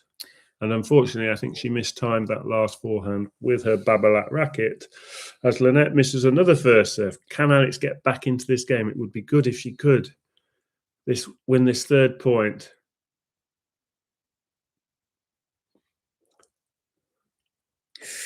Both players going for their shots now. But Lynette is getting these shots back until that last shot. Backhand goes into the net. Lynette into the net. Fabulous. 30-15. Fabulous. And there's getting more of you in the room. So nice to see you all. Pop something on the comments. Say hello. Click on subscribe because it would be really nice to have you in our Chalk Dust family. We do lots of videos all about women's tennis, all women's tennis. But we are massive Alex fans, so a lot of Alex. 30-15. Lynette serving. Good return from Alex, but Lynette finds a good forehand to bring up 2 game points. And I'm learning a bit of Tagalog, so if you want to put any more words in for me, I've got my notebook here with my new Tagalog phrases or that you guys have been teaching me. So pop any in there and I'll try and pop them in the videos because I love learning languages, yours and particularly. Lynette holds serve that last point. She played another good point to win the game to 15. Lynette leading 5 games to 4. Oh, looking much more involved in this match now. Hello, Nathan. Nice to see you again. Thanks for coming back. Remind me where you're watching from. Are you... I forget. I've got so many lovely, kind people who pop things in the comments and tell us where you're calling from, where you're watching from. They're having a change of ends at the moment, aren't they? So teach me a little bit more Tagalog, will you? Sunday morning is my walk jog schedule. Oh, very good. We did ours on this morning. Have to skip to watch Alex play. So Dan took me on a run. Coach Dan took me on a run today. And halfway around the run, he was saying to me, Laban, Katie. And I was like, that is just very funny. But, Nathan's in the Philippines. Lovely. There's a few of you in the Philippines, but then there's also a few of you. We have Italy, we have Dubai, we have Paris, we have a few different cities in the Philippines as well. Yes, so we got our run done, didn't we? We did. We did. Dan's very kind to me. We go round and he says, "Okay, run now, and then you can have a bit of a walk, and then run a bit longer, and over the weeks we just get a bit faster and faster." But it's fun. We do a park run. Do you have park runs in the Philippines? I know you have them in Paris, and I know you have them in Hong Kong because we've done one in Hong Kong. Because we used to live very near Hong Kong in Shenzhen. So we're back from the changeover. We're at 4-5. Alex serving to make this second set 5-all. So long, Alex. Come on, Alex. Hold your serve here. Serving 4-5. Good first serve. Lands into the court. Followed up with a good cross-court forehand. Now she's got the advantage. She goes down the line. Lynette goes deep with the forehand. Alex playing to her forehand. I'd like to see her put the ball on her backhand a bit. There she finally does hit to the backhand. It's a drop shot. Alex comes forward. Good. Come on, Alex. Yes. Yes. That was amazing. Drop shot, but she got it. And she gave it back. She's very happy. She's giving it some of that to the crowd and to get them involved even more. That was a brilliant point. Lynette finally got a backhand and she chose to play a drop shot, and Alex did really well. Get that drop shot up. And then she just dispatched it across the court. Lovely angle. And the hand went up. Come on, tell me how good I am in the loveliest, humblest way. She was just pleased with herself. She's 20 years old and she is doing so well, representing the Philippines all over the world. And my mum's newspaper had an article about her in it. And I was very proud. Second point's underway. 15 love up. Alex going down the line, forcing the error from Lynette's racket. 30 love up. Naka proud. Keeping her side of the net clean. No mistakes. Oh, Getting a serve in. Making Lynette do something special. Absolutely. oh. Medical break. Yes, some of you are not happy with this medical timeout earlier on in this second set. Yeah. It's a good first serve. It wins the point. 40 love. Alex, though, is really focused here at the end of this second set, doing everything right in this service game. Yeah. And this is now 3 points to go, 5 games all. I'm going to tell you guys that Dan is absolutely straight about everything. And if he thinks that medical timeout was reasonable and she was ill, then I think we go with it. She was. It wasn't being out. That was a perfect game. Alex holds serve to love. 5 games all. So I know a few of you worrying about that medical break, but I think really sometimes there really is genuine reason. Some of the players do it for the wrong reasons, don't they? And they're famous for it. But she, Lynette, is not famous for it. She's famous for being actually a very decent woman. And she's been around. The timing is definitely not good. It's not good to do it in the middle of a set. But yeah. Other than that, I think she probably was genuinely discomforted. Right, 5 games all. Lynette starts her service game as the point's underway and both players hitting from the baseline. Great tennis. Alex wins the first point. Love 15. So long, Alex. Laban. 7 points from victory. 7. I can't hear those words. Oh, I can't hear them. I can hear them. I'm loving hearing them. 7 points from victory. This is great. Laban, Alex. Yes, absolutely. Hong Kong is saying so. Jayo. Second point. Lynette just misses down the middle. Second serve to have a look at. Come on, Alex. So close, aren't they? Let's find some good returns here now. Just when you need them. Deep breath from Lynette. She's taking her time on this second serve. What will she do with it? It's a good second serve. Alex gets the return back in court. Cross-court forehand. Lynette on the backhand side. That's a weaker side. Alex plays to it again. Now she mixes up the pace and goes slow with a deep forehand. And it induces a mistake. Perfect tactics on that point. Love 30. First to the backhand and with a deep, powerful forehand. And then she played a moon ball. It's called a moon ball because the ball is going very high as if it's going up towards the moon. And then it bounces down deep in the court, but with no pace. Then she changed the direction, and Lynette sent her forehand way out. Love 30. Now we really are in with a chance of a breaker serve. And Merla is saying that Alex is a very decent and honest and she would never cheat in any way. And I totally agree. She is such a great. Come on, Alex. Oh, that's a good point. Get back in. Get in. Oh, just wide. Okay. Yes, she's a wonderful representation of what you ought to be in a sports person and a woman and an athlete. Great representative of her family, her community, her country. You guys should be naka proud. We are, aren't we? And we're not even actually Filipino. I feel like we kind of are, but we're not. I'd like to be. Linette, 15-30. First serve is wide. Oh, wide. Second serve. Come on, Alex. This is where her chance is. Can she put the pressure on with this second serve return? Yes, she can.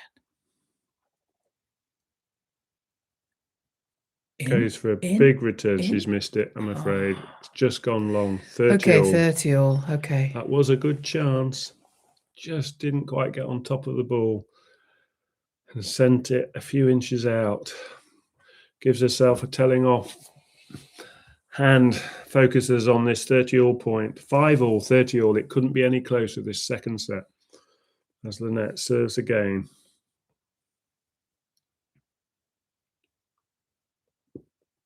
It's a good first serve. Alex does well to get that one back. Followed up by a good forehand from Lynette. She comes forward and she wins the point 40-30. Okay, but just the point. Wow. Just the point.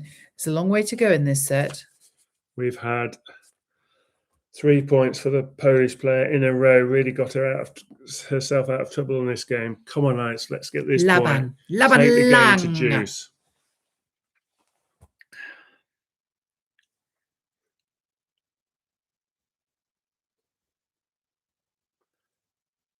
Misses the first serve.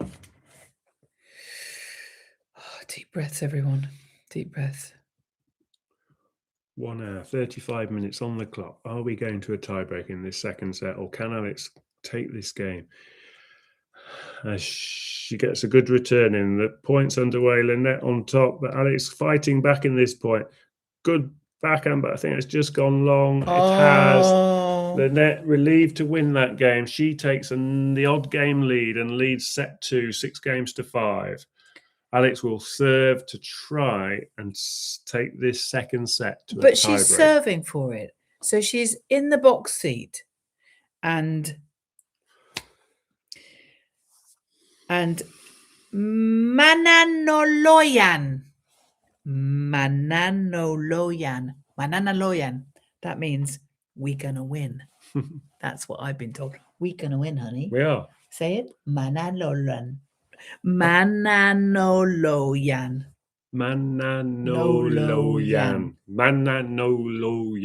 Got it.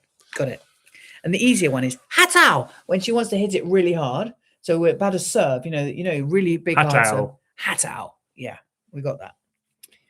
And then when she's won the set, the next set and the game, we're going to say panoloyan.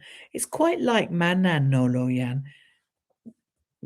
We're going to win mananoloyan, and that's a win, panoloyan. How am I doing with my accent? Other wins in the bottom half. Alex is currently near Alex in the section of the draw. Mira Andreeva and Victoria Mboko both won today. So they are playing each other in round 4.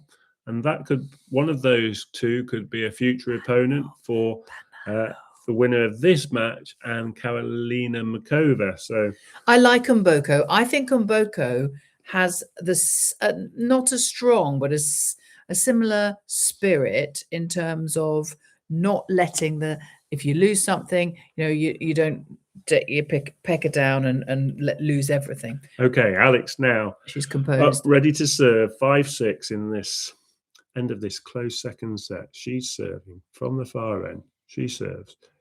Great first Wonderful serve. Ace. 90 miles an hour first serve. That is the average speed Alex has been hitting this tournament. But what was so impressive there is it was right in the corner. Hello.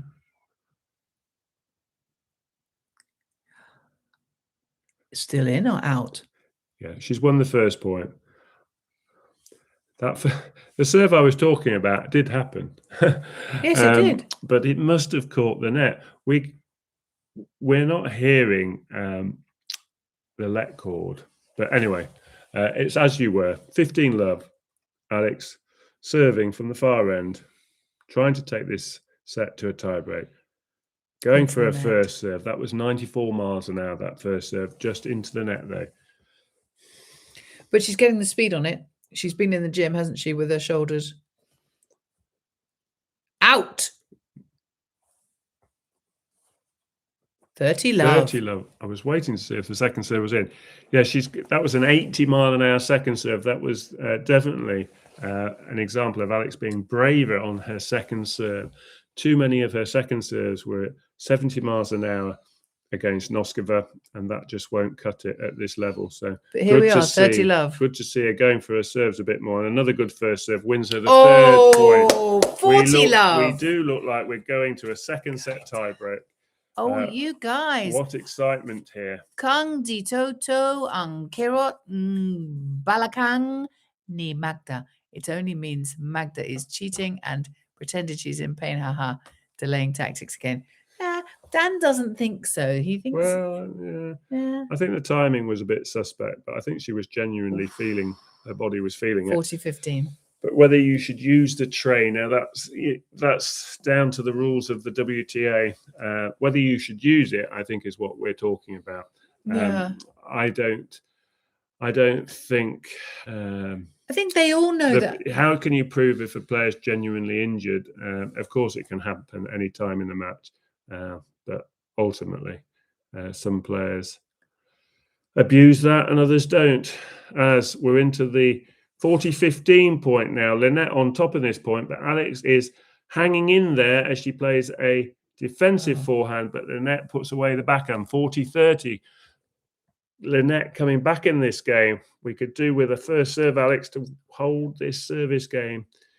It'd be really important now to find a first serve, ideally swinging Lynette out wide on her backhand side, I think would be a Josie's good play. asking a question about once the game is longer, is it the longer the better we see in the court? Stronger. She's basically getting stronger the further we get into a set. Would you say that's correct, darling? Alex is or Lynette? Alex is, I think. Yeah, Lynette's levels has picked up. Alex has been playing well all match from the start. But as Lynette plays better, of course, that puts more pressure on Alex. And so her ability to get a run of winning a run of points is harder because she's not getting as many errors off Lynette's racket. As this game point is underway and Alex hitting some great depth with her ground strokes, goes one side, then the other. Great backhand. Can she put this forehand away? Yes, she goes for a great shot. We're all tied up. We've got a tiebreak on our hands, people. 6 games all in this second set. Goodness me. This is exciting. We saw a tiebreak 2 days ago in her opening set against Siegmund. On that occasion, Alex fought back in that second set. Alex fought back in that tiebreak, but still it went to 6-all and then 6-all in the tiebreak, and then it went 8-6 to her opponent. So hopefully, just to say though, here we go into. Alex can do it this time. This second tiebreak of the event. I've got an idea. Can Alex I'll tell you in a minute. Close out the match here? 1 hour, 42 minutes on the clock. Thank you to the people who are subscribing. Really appreciate it. Come on, Alex. First point of the tiebreak. We'll keep you updated with the score of this tiebreak. Oh, as into Lynette the net. goes into the net. Netty. First player to get 7 points will win this tiebreak. If it does get to 6-all, though, then you have to win the tiebreak by 2 points clear. Second serve from Lynette is good. Alex, great return. 1-love to Alex. And that was like a break, wasn't it? Because Net was serving and Alex won the point. A mini break. Here's my thought. She's younger. She's fitter and younger. Well, she's 14 years younger. And so a third set would be harder for Net than it would be for our Alex. Yeah, we're not thinking a third set yet. Alex serving, 1-love up. Great first serve. Come on, Alex. Follow it up. Good backhand. The net under pressure. Oh, 2 points. Net. 2 points to Alex. 2-0. I've got some of these numbers that Dan's been doing for the games. I'll try and put them up in our low tech. It's quite funny. Our low tech. Here. Alex. Net. Alex serving from the far end. 2-love. Can she win this third point? She's got to rely on her second serve as that first serve misses. Second serve is good. Lynette waiting for it on the backhand. A great length from Alex's forehand. Now she's got the advantage in the point and wins the point. I had the 3-love. Alex is 3-love up. This is a perfect start to this tiebreak. Exactly what we need. 3-love. I haven't even got a 1, so it's got to be 6-love. So this hand. Yeah, this is Alex. This is Net.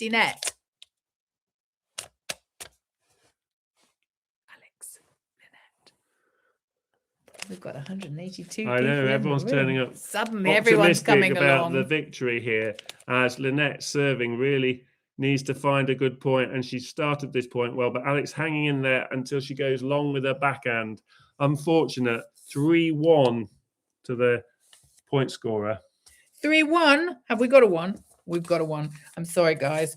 And mabuhay to all you new people in the room. Suddenly we've had a flood of people. Please subscribe because we just really love it when we get new subscribers, and we so appreciate you all.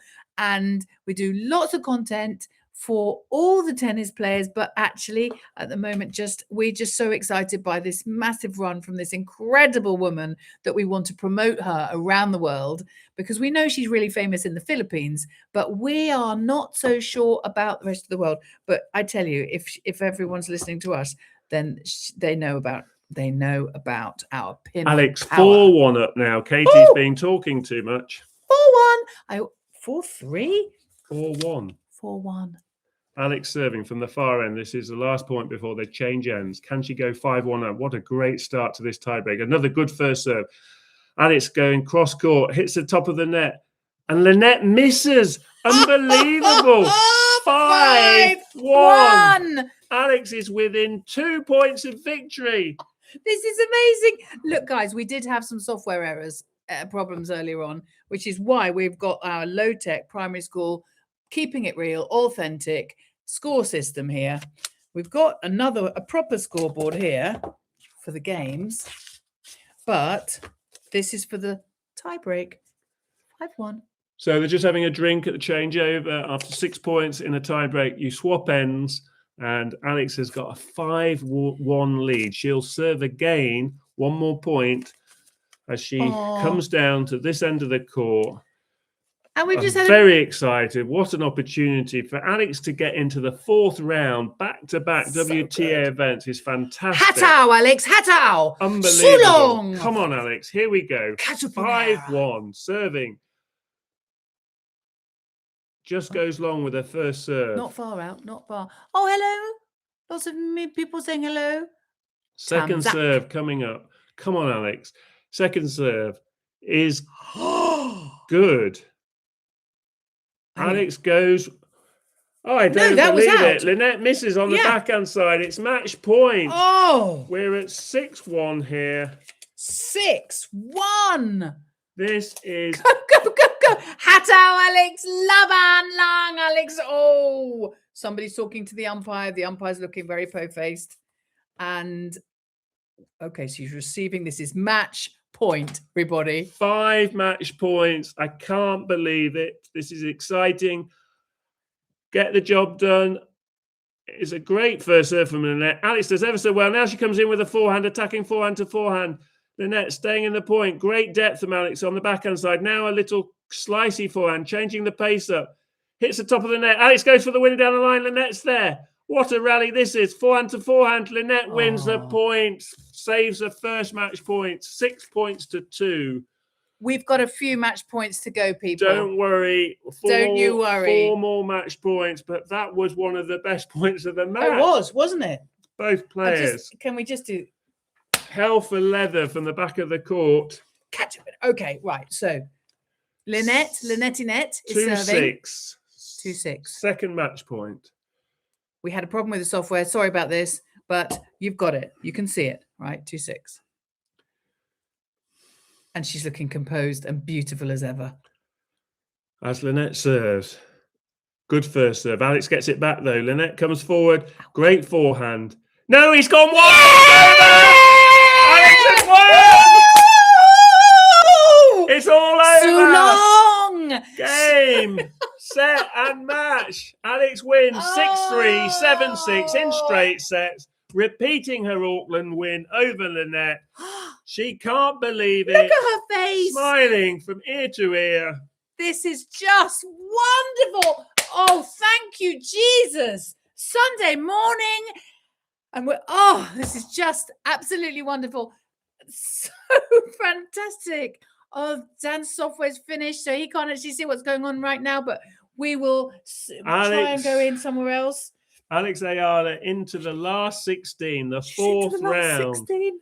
for the second consecutive WTA 1000 event. It's a fantastic victory. She now plays Karolina Mukova from Czechoslovakia, seeded 13th in the 4th round. The winner of that match will play either Mira Andreeva or Victoria Mboko. All three of these players are inside the top 20 in the world. Alex is now mixing it with some of the very best players on the WTA tour, and she's going toe-to-toe with them. Not only that, she's now got another 120 points for a ranking, and provisionally will go up to 43 in the world. She's really doing well getting these wins at Miami, having had such a deep run last year. But this is fantastic. This is the second tournament in a row where she's earned over 100 ranking points. So that's 240 ranking points if you add Indian Wells to Miami so far. What a comeback. Absolutely. Mr. Jose saying, what a comeback. It was.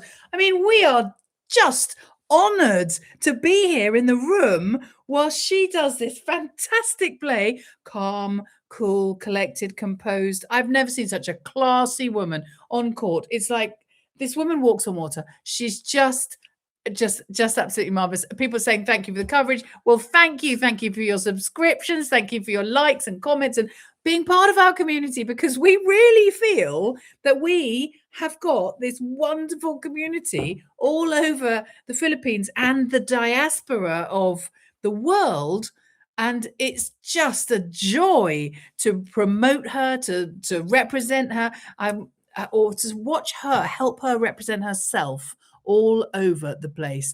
And so she needs to break that Czechia curse next match. Mukova is Czechoslovakian. What a nation for producing tennis players. Yeah. They have produced a lot of tennis players in recent years. But I think Alex will enjoy that matchup. Mukova is also another fast player. She'll not be taking too much time. She'll come to the net. She'll provide Alex with a target. Alex can pass her at the net. Mukova will mix it up. She'll certainly play slices, especially from her backhand side. She'll occasionally do the odd serve and volley on this fast, hard court surface. So Alex has got every opportunity to just play freely. She's got nothing to lose. She's the Mukova's the higher ranked player, and she is she's just under 30. She's nearly 30, 29 and a half. Not that you count ages in halves as an adult, but she is in good form. She's a proven top player, and Alex will have to play well. But encouraging today, her match against Lynette, her stats, very encouraging. Her serve, she picked up her pace of served several first serves over 90 miles an hour, and her second serve on occasion was 80 miles an hour. So first serve percentage, 64% of first serves landed. That's the kind of percentage I like to see, maybe a bit higher than that. As close to 70% is always the ambition on making her first serve 7 out of 10 times or better. And she won 71% of her first serves today, which was great. But even on her second serve, she was winning a lot of points. So serve, I would say that was Alex's best serving performance, certainly over the last two events. That was really good. And even better from the back of the court. Alex played a near faultless first set. She only made 7 unforced errors in the whole of that first set, hitting more winners to unforced errors. That's the kind of level of tennis she'll need to play against any of these top players to have a chance. A positive winners to unforced errors ratio. So long may that continue, that standard. Yes, the second set was closer today against Linette, went to a tiebreak, but that was mainly due to Lynette's level getting better in the midway through that second set. And she did, as others have said tonight, she did get the trainer out as Alex was 3-2 up in that second set. And that 3 minutes just gave her a bit of thinking time. And Linette did play better after that. But Alex didn't let it get to her. She kept doing what she did. And came out on top. Good night, Lady Me. I don't know where you are, but you might be in Europe like we are, because it's 10:45 p.m. here, and someone's just saying good night. Now, I know all of you Filipinos are just about to have your breakfast, or you've had an early breakfast. And then people in the Middle East, I think it's early in the morning there. America, we know, is probably 7 p.m. there. Oh, how do you think she feels? How do you think Alex is feeling right now? I mean, she must be. She's so. I'd love to hear her interviewed. Is there a way of getting her interview? Yeah. We're not sure about the copyright and things of playing her interview, but I'm sure that you guys are all over it all. We will try. We'll do another video for you tomorrow on how, well, post-match analysis, obviously, from Coach Dan, and also what tactics she needs to use against the Czechoslovakian player that she'll be playing next time. Because each time, that's what Dan does. He writes, if she's going to win, this is how she's going to win it. Yeah, and it'll be Monday. So they've just played Saturday early evening. So Alex will play Carolina Makova on Monday at some point, either earlier in your night time if you're in the Philippines, or this kind of time in the evening in Miami, which means sort of an early rise, sort of 4 a.m. in the Philippines. And I don't think we can take it away from you guys, because we're not Filipino. We can say this, because she goes around the world and she plays to a home crowd wherever she is, and she's got all of us who aren't on the actual court, cheering her along, praying for her, screaming for her, being our own little Bayanihan, I think, community here. And yes, off to church. Yes, Miss Jean, off to church. Off you go. What time's you church can say, start? well, it's early, isn't it? And you go and give thanks, because God's done a great thing for Alex there. Oh, we've got a new subscriber, Top Gun Maverick. Thank you from Qatar, Mabuhay, and Salamat Po for the subscription. We really appreciate it, because the more you guys subscribe, the more we can do for you, because we know that it's sort of more worthwhile, because I think YouTube shows.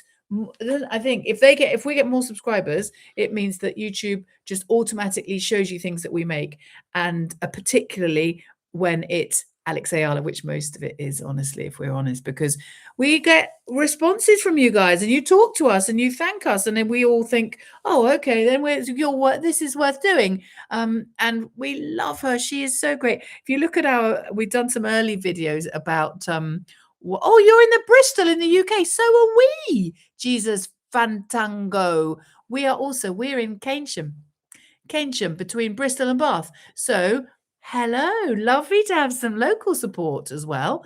And so you subscribed. Thank you for subscribing. Really appreciate it. Spread the word. Somebody said there's a thing called hype. I don't know what it means, but we'd love it if you could do that, because I think that then means YouTube send what Dan does. In Totterdown. Look. There we go. Oh, Totterdown. Quite close. That is very close. Oh, goodness me. Well, we're in Keynsham. We'll have a coffee sometime and talk tennis, or have a game of tennis even. Dan's very good. Me, not so much. I've got a bit of a forehand on me, but not my serves, no. Not quite like Alex's forehand. No. Subscribe from the Philippines. Thank you for your subscriptions. We absolutely love that you're all here. And you've all woken up now, because we had quite a little bit of an emptier room earlier on. But as you've all woken up, you're all coming in and subscribing and joining the party. I hear that you're all really good sort of sing-along karaoke. I watched a cultural, somebody on the chat had said to me, go to Geography Now YouTube site and watch Kensington Hotel. Oh, there you are. Oh, London, lovely. So somebody on the chat has said, go to Geography Now, and you can watch the video about the Philippines, and you get a bit of learning.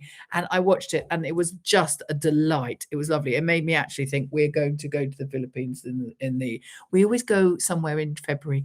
We were in Spain this year, as some of you probably know if you were with us in our early days. But we'd love to come to the Philippines. A few of you have said we need to We need to have adobe, chicken adobe together. I think we're going to have chicken adobe. Good day watching from Bacoor, Cavite, Philippines. And I heard that if you whistle at night, you are calling the werewolves out. So don't whistle at night. Don't whistle. It's okay. Dan can't whistle.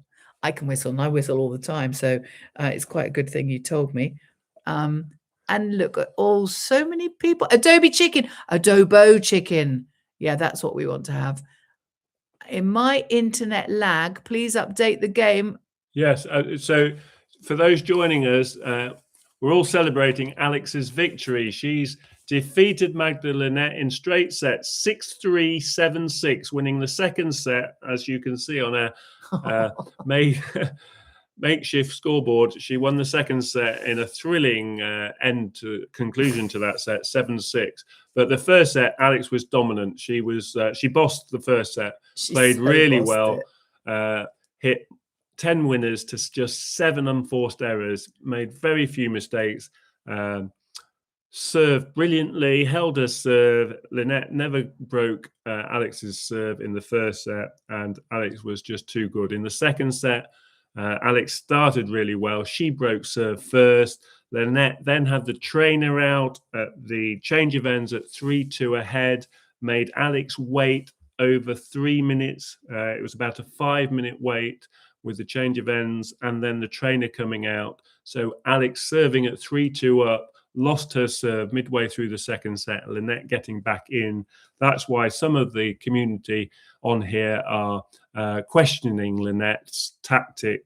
But we then had a series of close games from 3-all to 6-all, both players holding serve 3 more times. And then we had the tiebreak, and Alex played fantastically in the tiebreak, racing ahead to a 6-1 lead and bringing up 5 match points. And it was on the second of those match points that she closed out the match. And she was very happy, I think, mainly because she knows she played well. And you can't win matches at this level, at this elite level, without your opponent playing some good tennis. Lynette didn't play a great match, but she did play better in the second set. And it was in that second set that Alex stayed tough.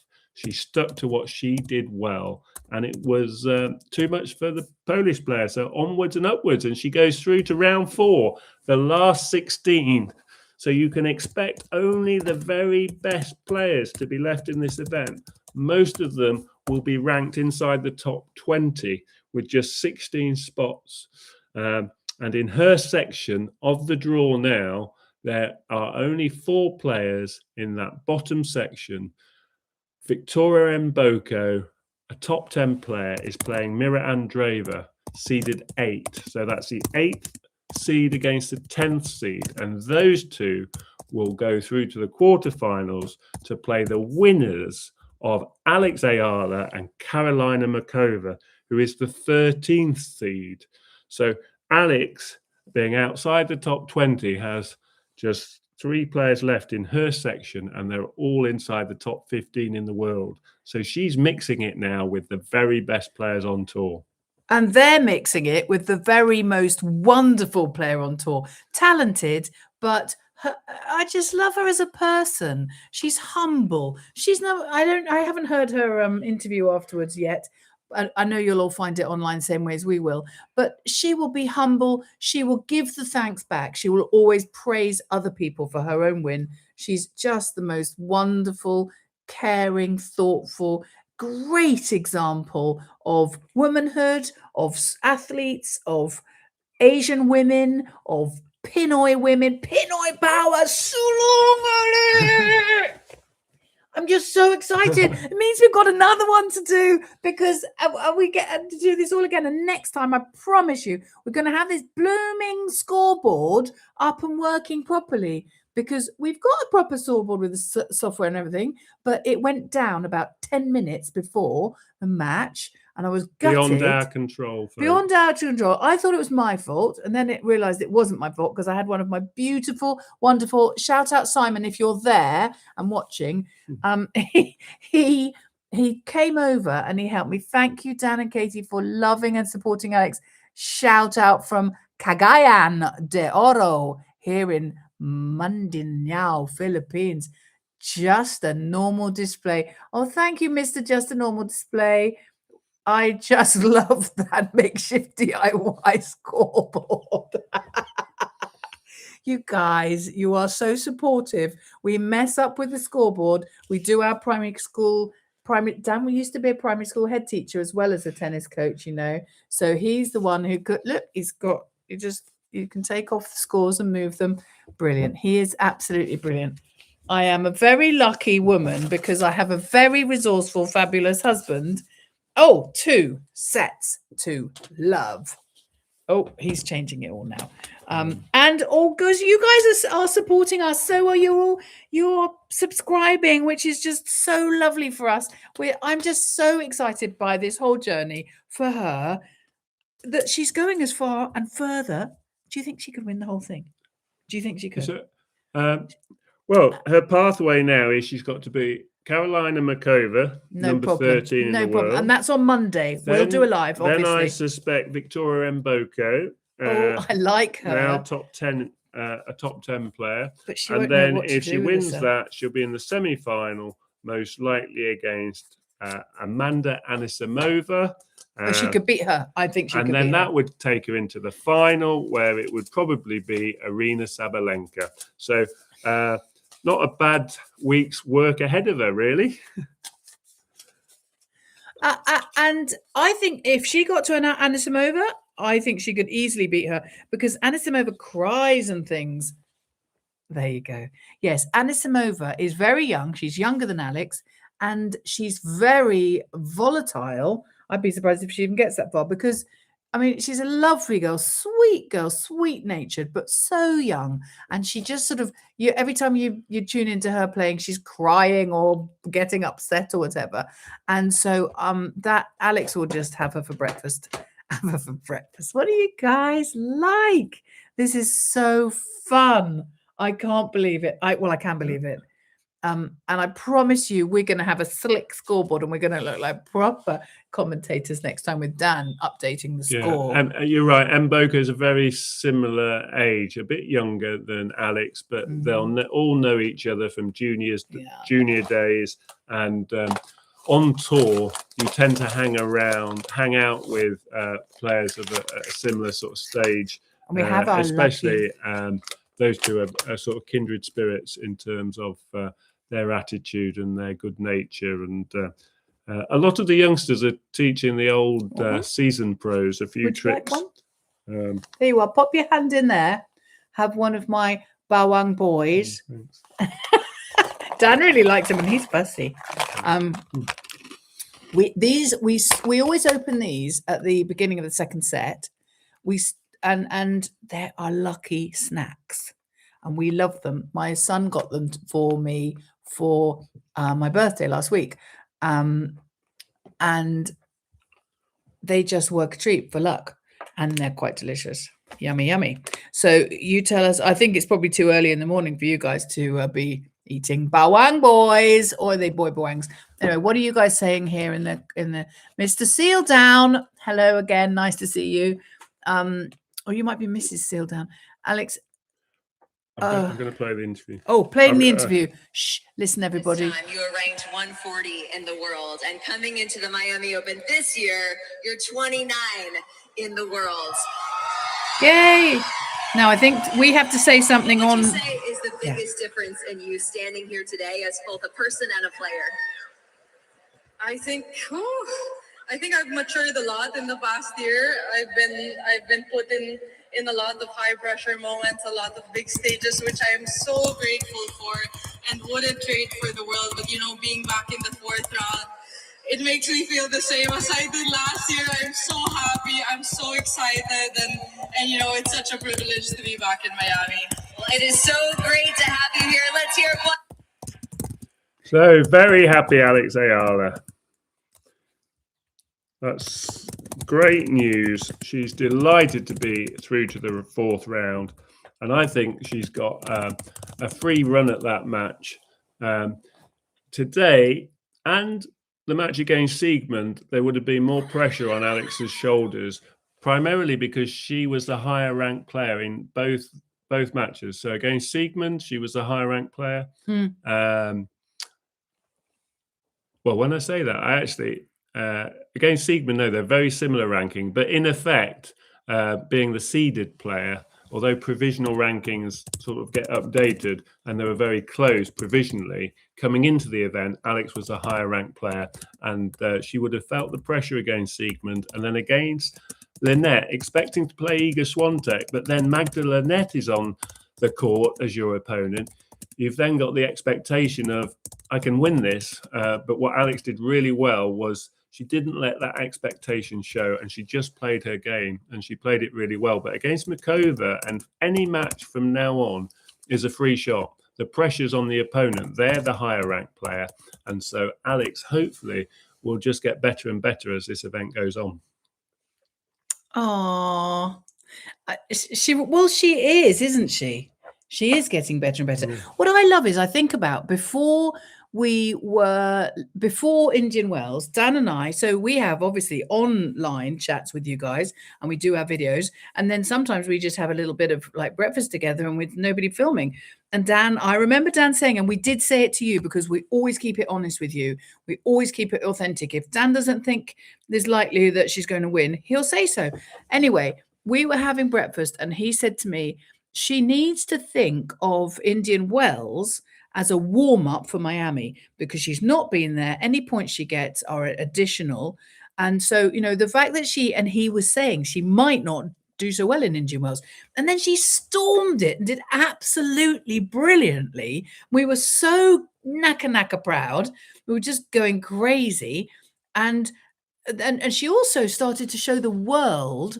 I'm sure she's been showing the world all this time, but the world started to look, and the world is starting to see her composure and her beauty, her inner beauty. And it's just so lovely because I think, well, I think that the whole Pinoy, there was somebody, okay, so my mum reads the Times, the London Times, and we have it online, and they had their first article about Eala. Usually it's Raducanu, Katie Bolter, because they're the British girls. And the other day, my mum rings up and she says, Eala's in the Times. So I go online and I look at it, and it's a nice article about her saying how good she is, doesn't go over the top, doesn't know as much as obviously we do about her.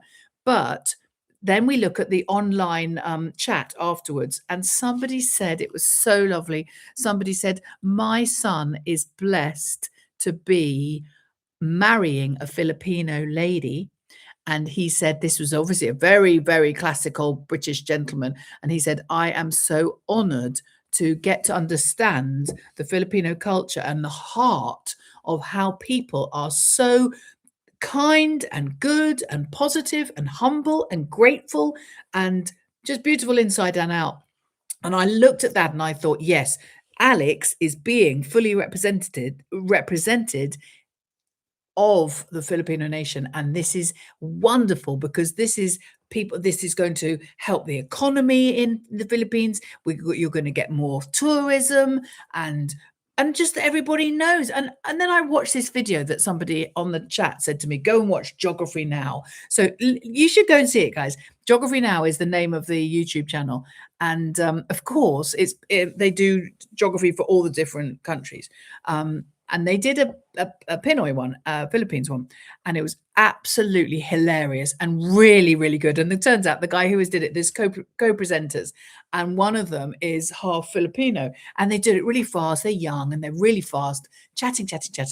And they were it's funny and informative. I learned so much. I learned that I mustn't whistle at night because I'm going to have werewolves come if I do. And I learned so much about all the different people and all the different islands, and that you can drive between these islands. They're British, you know. Okay, just someone's asking about whether we think Alex is the top scout.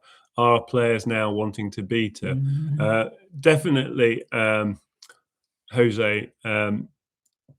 Yes, the locker room, as they would refer to the players, in the locker room now, Alex will be a player that players want to beat. It will be like beating a Sabalenka or a Rybakina. There's a badge of honor.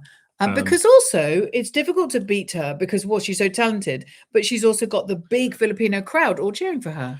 Yeah, and there's also the sort of established professionals.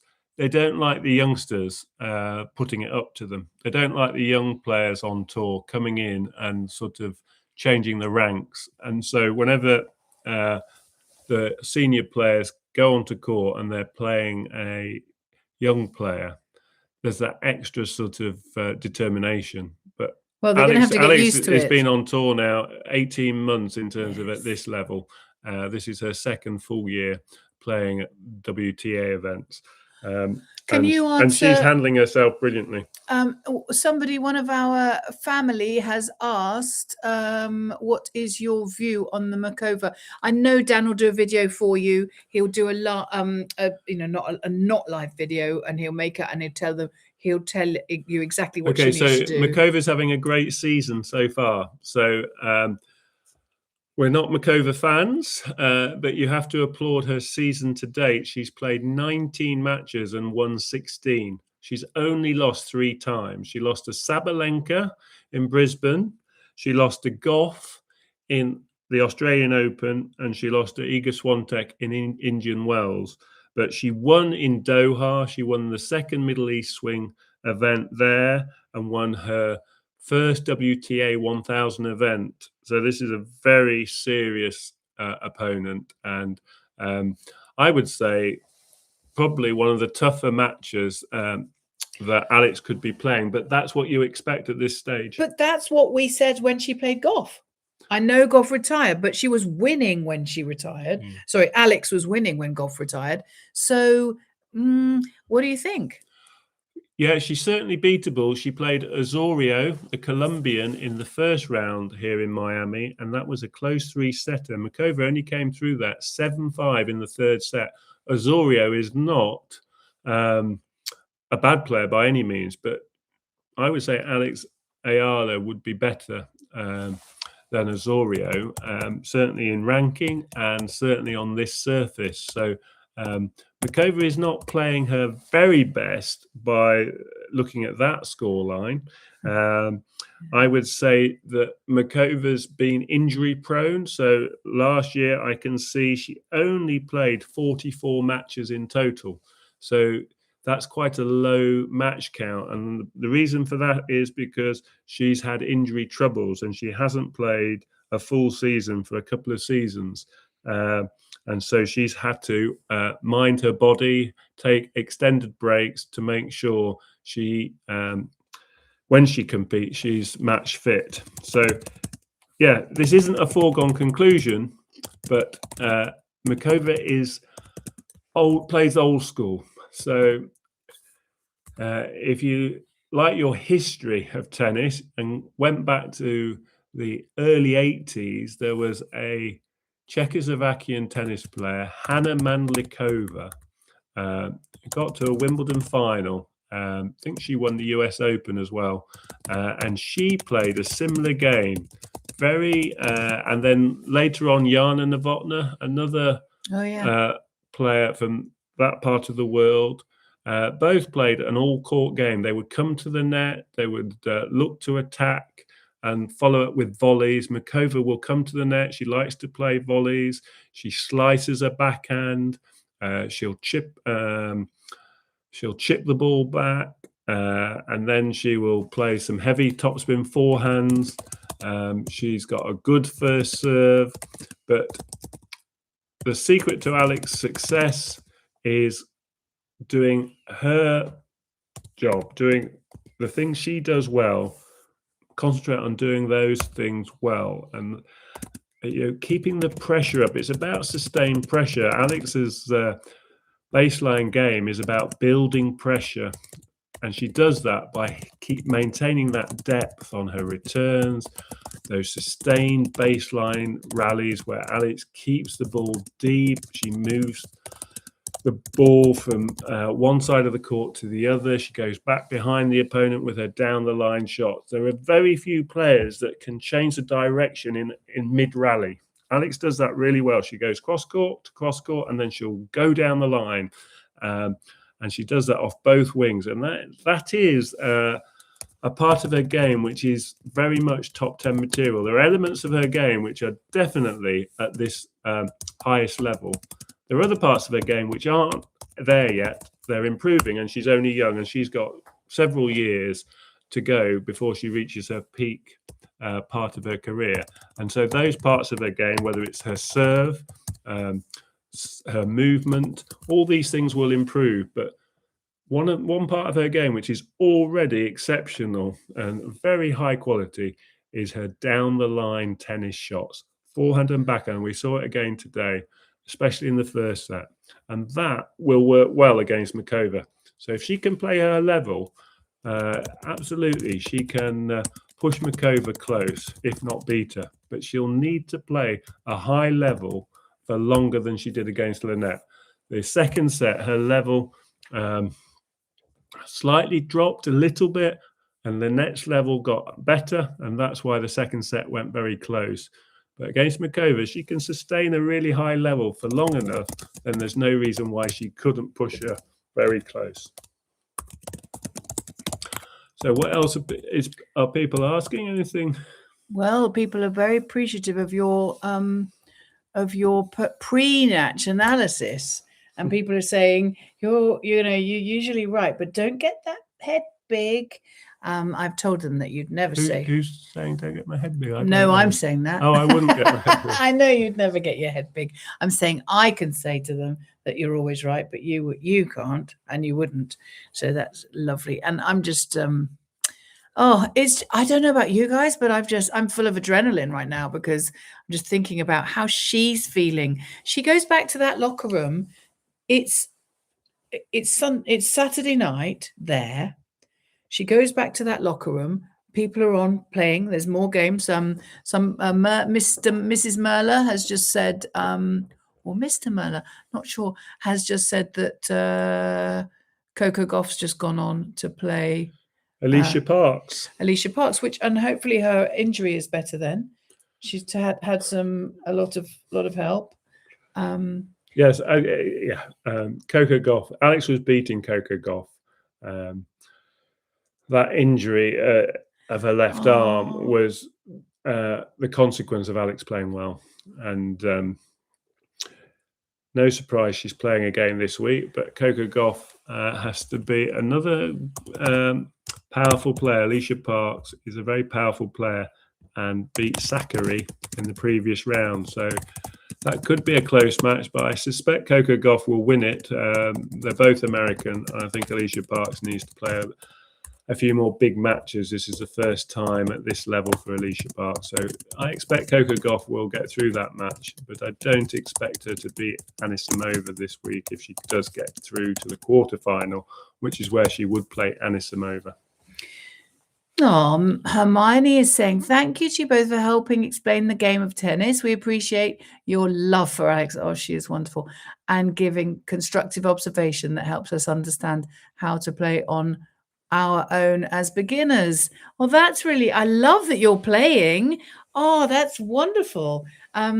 Yes, well, we haven't got as far as actually taking the camera down to a court and having a little go together, but we could do that, couldn't we? And remember, I said, ask anything you like. If you're just starting the game, remember to start closer to the net. So even the professionals, when they start their warm-ups, often they'll just do shorter shots close to the net, just to do build up from there. And so it's quite hard to maintain and sustain a rally from the back of the court.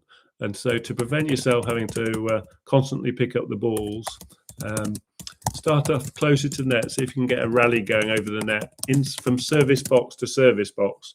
So you're pushing up halfway nearer the net, and see if you can get a rally to 10, 5 shots each over the net, and then go for a rally of 20 shots, and then work diagonally. So from one corner to the other corner, so you just stay in half a box or half the court.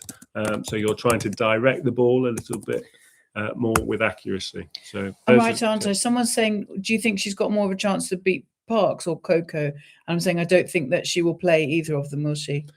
That she would only meet potentially one of those two players in the semi-final, but I don't think either Coco Gauff Where's or the scoreboard gone? Alicia Parks will get through to the semi-finals. Amanda Anisimova is playing better, in my opinion, than both those players.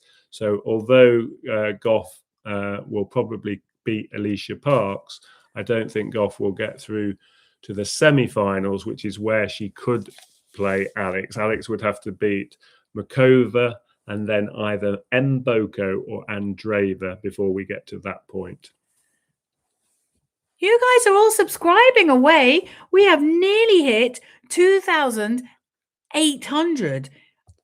Only a few more, well, 49 more, and we get 2,800. That isn't, I don't know where you guys are coming from. It's fantastic. We love that you find us. And, you know, I wish there was a camera on your side too. I wish I could see like where you are, what the beach looks like, what you're having for breakfast. Because I feel like a lot of these names I recognize. Obviously, they all chat to me a lot. Why the hard courts are different from each tour. Hard courts are made different depending on the place. Dan can explain that. Yeah, I mean, a hard surface can be made up of different material. I'm not an expert on the different types of composite. The different composites, which is just different. Well, it's a bit like different soil types. It's not just concrete. They use different variations of hard surfaces. Hardcore. So Miami's surface is a different speed. And they work out the speed of a surface in different ways, but one way they do it is to look at the number of aces, how often an ace is served. And at Indian Wells, the number of aces served both by the men and the women is significantly less than the number of aces served at Miami. So that's one way of determining the speed of the court. Another way is to send the ball from one end of the court to the other and see how quickly it gets from A to B, as it were, how fast it moves through the court. And as long as you use one of those ball machines. So when I used to play as a junior, sometimes the coaches would have a ball machine which sent the ball shooting out of the ball machine, so you wouldn't need a human to feed you the ball. Well, if you send the ball from one end of the court at the same speed in Indian Wells and then Miami, the ball will get through the court quicker.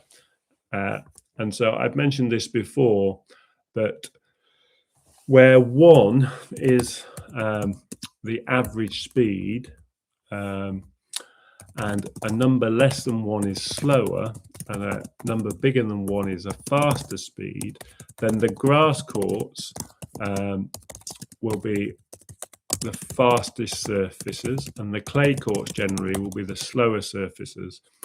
And I'm going to get up, I'm going to find the page with the speed of courts to give you a few precise examples, but I know Miami and Indian Wells off the top of my head because I looked at this recently.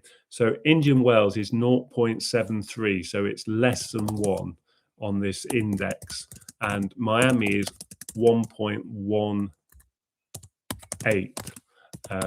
so significantly faster than average. So there's an indicator, but I'll give you a few more surface speeds. And just one quick question, because it might be a quick answer. Mr. Dynamo, who's in Kensington Hotel in London, I think, he is asking, are they the same balls as they were using in Indian Wells? Good question. The ball, they don't always use the same brand of tennis ball, and they do vary. So some, like the Australian Open, uses a Dunlop tennis ball. In America, they tend to use a Wilson. In Wimbledon, they use a Slazenger ball. and they do all vary slightly. You're asking me between Miami and Indian Wells. I don't know. I need to find out. So I'm not going to guess. I'm sorry. I like that, you know, my husband, you'll get to know him over the years, but my husband, he will never tell you something that he's not sure of. And if he doesn't think Alex will win, he won't say she's not going to win. He will say, if she's going to win, this is what she needs to do. And I absolutely love that about him. He doesn't know if it's the same balls, but he can look it up and he'll do his best to find out for you. But he will never just say, oh yeah, it's the same balls, because hey, they'll never know. He just isn't like that. And so with Dan, you're always going to get straight up. He's not, you're not AI, are you, darling? I'm not. No. He's not computery, and I'm not very computery, but he will just never schmooze with you with some answer. And in case you're in the room and you haven't been in the room for long and you're just waking up, this is our joyous Praise Be Sunday morning. It looks a little bit like in church, the hymn that, do you have this in church? We have a sign up which says the hymn numbers like that, like that. So today we will be singing number 267 and number 36 in your hymn books. But this Sunday morning, it's Eala, Lynette, and Eala has bossed it. Okay, I've just looked it up. The tennis balls are different. Indian Wells uses Penn. That's the brand of tennis ball. Whereas Miami uses the same ball as they used in the Australian Open, which is the Dunlop tennis ball I talked about. So, yes, they are different. The pressures of the ball might be the same, even though the brand is different. But that's the answer to that question. And in terms of surface speed, Miami is faster than Wimbledon and slightly slower than Queen's. That's 2 grass court surfaces in the UK. And I've got another Indian question. Wells is the slowest hard court surface of the season on tour. So very different surfaces. Another question, tennis question from Marka. Marka says, are all tennis rackets used by competitors always cleared by the WTA? Is there an official brand used for each tournament? Well, I'm going to put a link on for a video that Dan made about rackets. I will I'll put a link on also for a video which we did. This is a list of, we've done a playlist of all of our videos that talk about Alex. So if you're crazy for just wanting Alex stuff, and it's good stuff because it's us, we go a bit mad obviously about it, but that is our playlist all about Alex. So just click it and enjoy your breakfast. Although don't go because we just love to celebrate. Yeah, a bit more detail on the rackets. The women's tour, the top 100 players, there are very few brands of racket used. So you can count them on one hand. There's my one hand. 5 brands would pretty much cover it.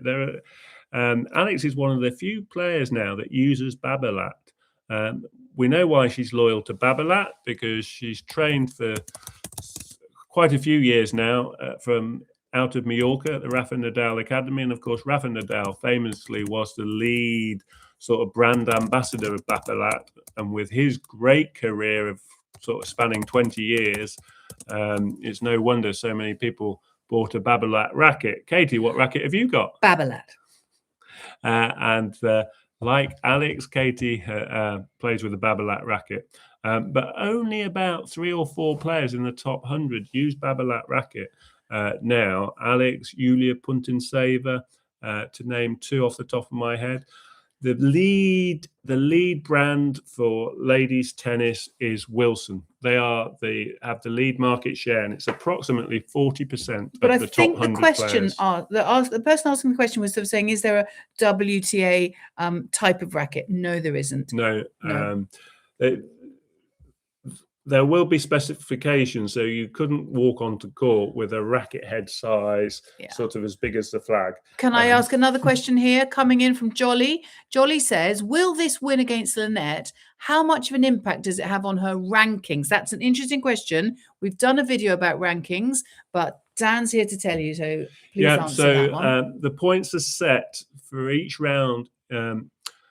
So every round you get to, in the tournament, every round you go further, you get more points. So if Alex had lost the very first match, round she played, she would have just got 10 points. But because she won her first match, she got 65 points. Now she's won her second match, she gets 120 points. If she was to win another match, she'd get 215 points. And if she was to repeat her run to the semi-finals and win 4 matches in Miami, she's won 2, she'd have to win 2 more to get to the semi-finals. That would get her 390 points. And if she was to get to the final, she'd get over 600 points, 680 points. And if she won the whole tournament, she'd win 1,000 points. And that's why it's called a WTA 1000 event. So some of the tournaments tell you, well, they do. If it's a WTA 250 event, so Alex played last year in Nottingham, which is a WTA 250 event, the winner gets 250 points. And then sometimes they play WTA 500 events, and that 500 means they get 500 points. So Grand Slams being the biggest events, they're not called WTA 2000 events, but that's what the winner would get for winning a Grand Slam. They have a history all of their own, so they're known by their special names. So somebody here is just saying that Alex has never beaten a Czech player. Well, I've got a word for you. We've got 5 children, and we put them all through school and everything else, and they're all grown up now. And the word we say is yet. So you can say to me, Alex has never beaten a Czech player, and I'm going to say yet, because Alex is not somebody who will go, oh, I've never done that before, so I can't do it.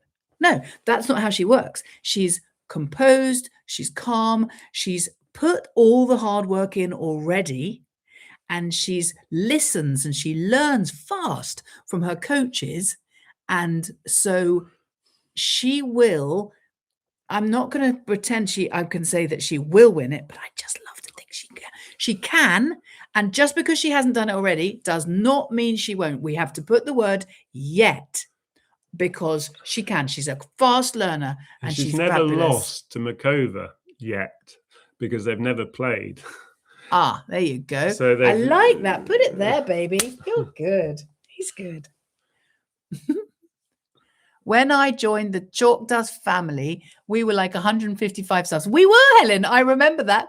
And Coach Dan tirelessly writes technical analysis to Alex's game. And Tita Katie, with passion, reads those technical writings. Oh, bless you. You know that. I do. So Dan writes it. I read it. Although recently Dan started to read his own sometimes. I'm encouraging I'm going to let Katie do that. She's better at it. Oh, I don't know. I always think I feel a little bit fraudulent, because we tend to like to, I'm reading someone else's words, but actually I know that it's not my words, because I don't know that much about tennis. But I do. I know a lot more than a lot of people. And I've played a lot of tennis in my day, but I'm reading. If you see me reading, it's Dan's words. He's written them. And yes, Helen has been one of our top supporters, along with Mr. Jose Poe. And I haven't seen Mr. Rainio Poe tonight. He must be working, I think. But if he watches it later, sometimes he watches it later. So hello, Mr. Rainio Poe. So nice to see you. And they've literally, like, I didn't even know what a subscriber was. And they said we were about, I don't know what we were, but we were near a number. And they said, we're just going to get you up there. And we were like, what's going on? We don't even know what's going on. Anyway, you have got us up there. And I now know exactly what a subscriber is. So I'm very grateful. Ooh. Yeah, Seal Down talks about the ranking. There's a live ranking with provisional rankings, and the players are moving all the time, depending on who wins matches on each day. But you basically either take a view at the end of a tournament or the beginning of the next tournament. There's no real sort of value to the provisional ranking sort of between sort of rounds 1 and the final, because everything moves every day because that many players are winning and losing. So Alex did enter this tournament in the top 30, got seeded as a result. But as we know, if you're just looking at this event, by the end of this event, if Alex didn't get to the semi-finals or further, then she was going to drop a bit in the rankings. But I take the view that it's over the season. And what we will notice is that Alex's points across this part of the season, after Miami through to the grass court season, the next 2 months, April and May, in particular, are 2 months where Alex has very few points to defend from last year. So for me, it was about doing as well as she could at Indian Wells and Miami, and then trying to just eke out a few wins. Just 1 or 2 wins on the clay surface would be brilliant, because then she would actually accumulate over the course of these 2 or 3 months between March, April and May, over these 2 or 3 months, as many points as she got at Miami last year. And so the outcome in terms of her points gained would be the same. And so she's already got 240 points from this current event and the last event.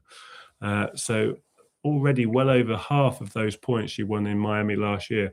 So I suspect if she could just win 1 match at each of the clay court tournaments she plays, starting in Linz in Austria at the beginning of April, and then going to Madrid, Rome, and ultimately the French Open, even 1 win in each of those events would be job done.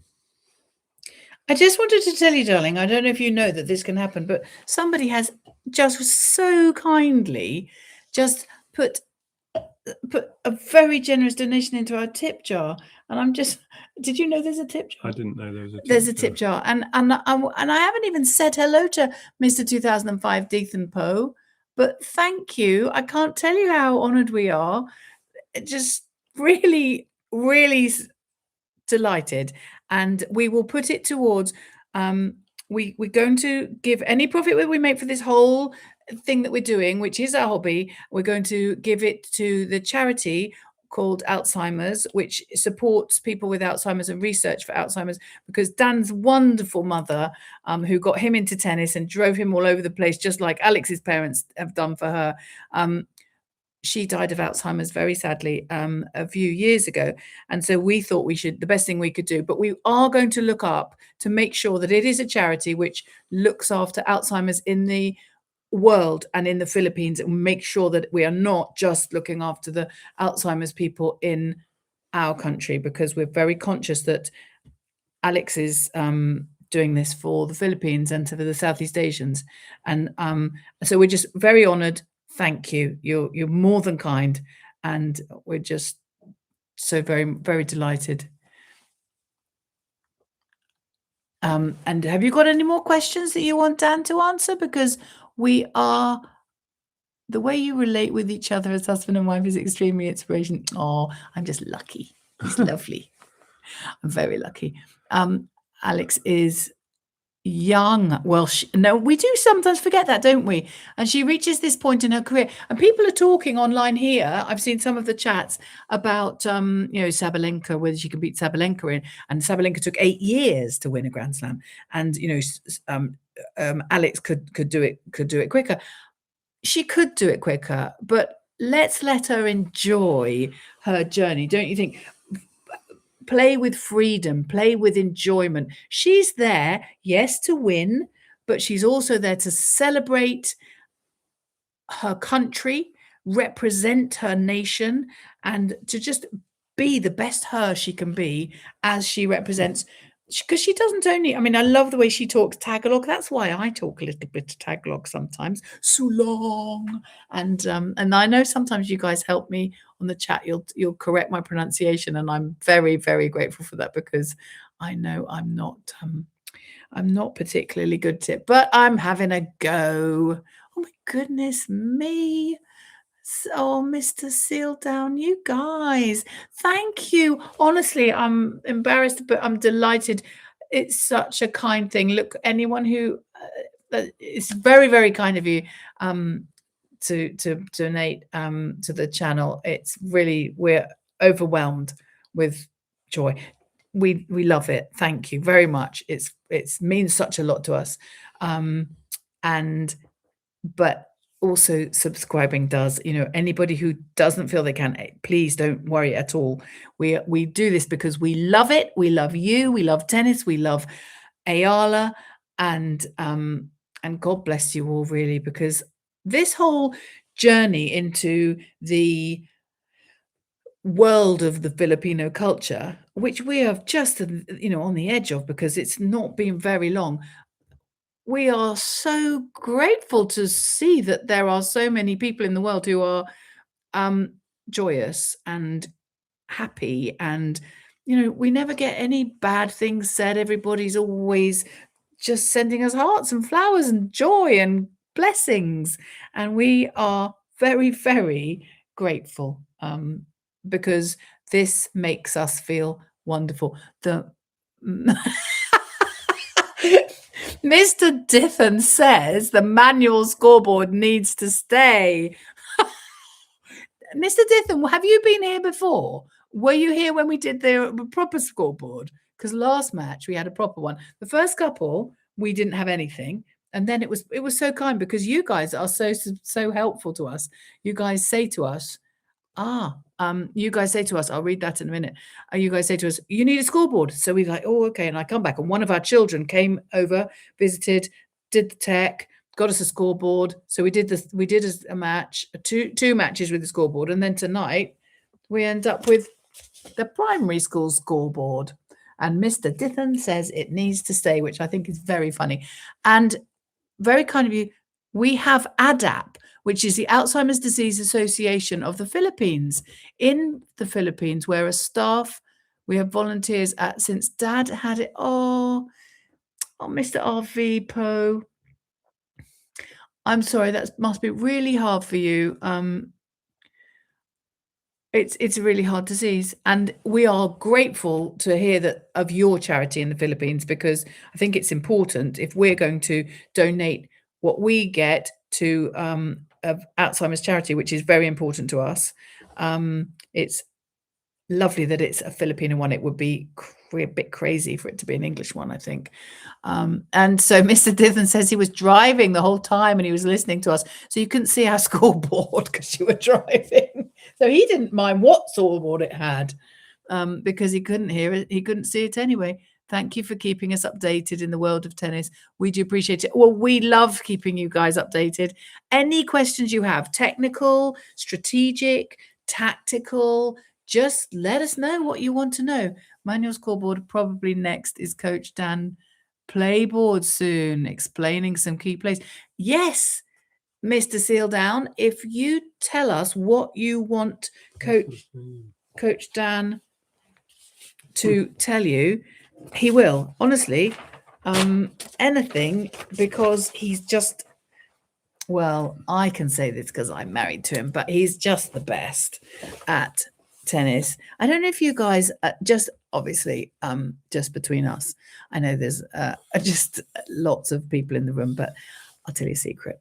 So if you've ever heard of Tim Henman, he was a very good British player when Dan was a lad, and Dan played with Tim as he went up through, and then Dan chose a different career and ended up as a teacher. And so, but he has beaten Tim Henman, and one day he might tell you about the point that he won, and to get him to beat Tim Henman. That was very cool.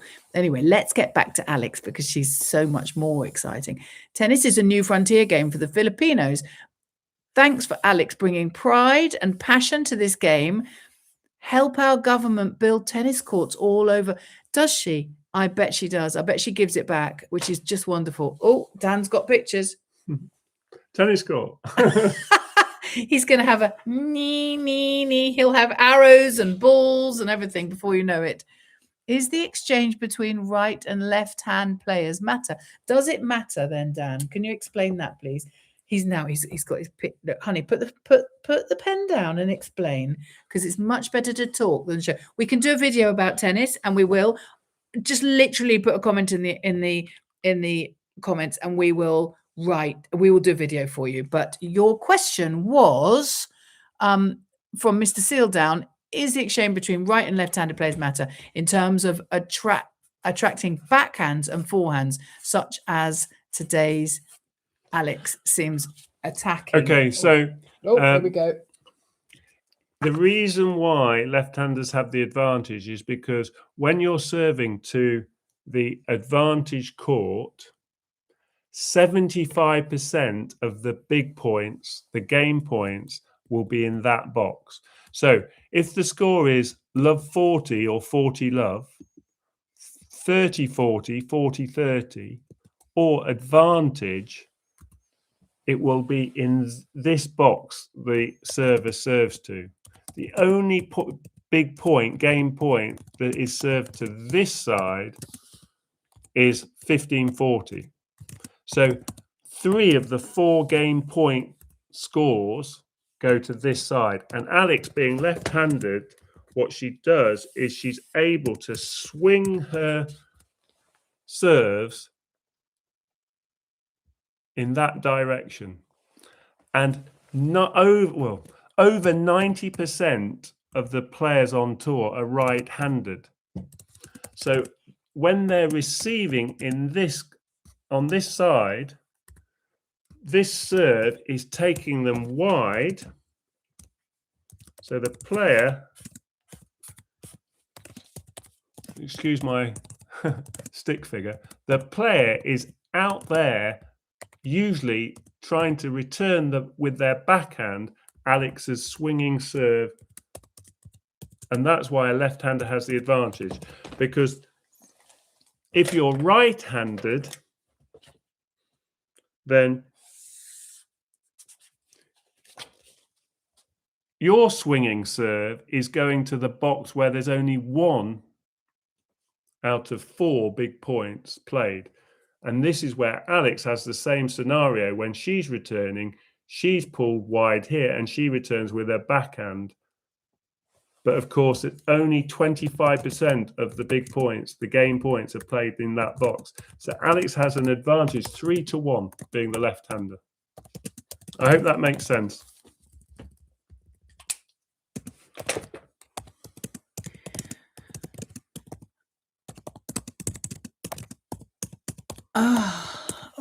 We're just chatting here. So Dan should coach her for tennis. Wouldn't that be fun? Well, if you just get them to pop into the chat, and I will put them in touch with my lovely husband. Yeah, you guys are so lonely. Mammon Blue 08. Yes, we're not lonely, not with all of you. He says lovely. Oh, he's funny. Yes. Oh, to beat Tim Hem and everything. Now it makes sense. He only did it once, but that's all you need to tell your story, and it's a good story. One day he can tell it to you. But I'm keen that we answer all your questions. If Coach Dan opens a tennis clinic in the Philippines, it will be packed with hundreds of aspiring to. Wouldn't that be fun? Where would you put it in? Where would you go?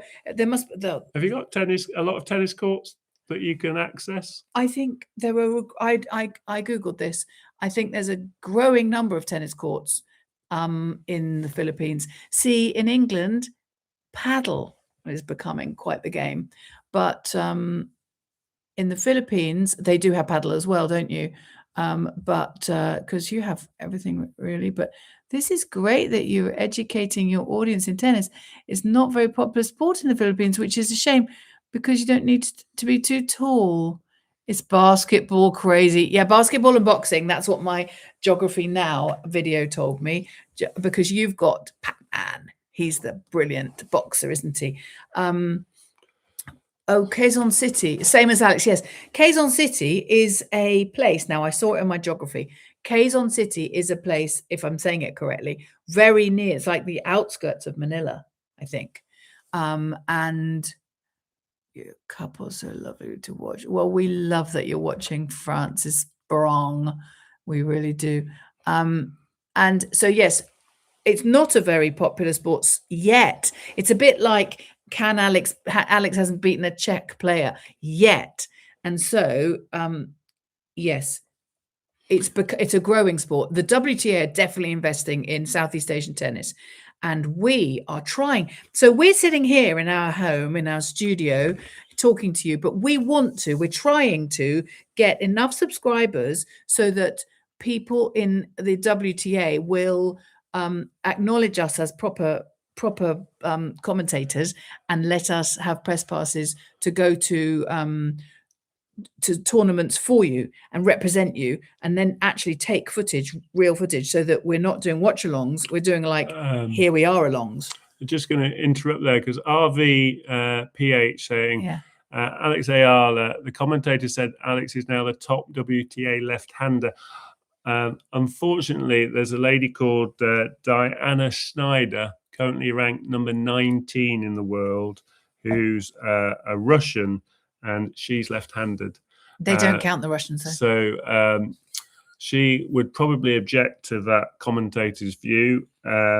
And one place above, although she's not playing at the moment because of injury, is the Wimbledon champion of a few years ago, Markéta Vondrousova, who, since we're talking about Czechoslovakians, is a Czech, and she is a left-hander, and she won a grass court event last year in Berlin, I think, beating Sabalenka in the final. Markéta Vondrousova is left-handed, and she is, interestingly, just one spot above Alex in the rankings. So there are two left-handers above Alex in the rankings as it stands today. But you're right, Alex is one of the best left-handers on tour.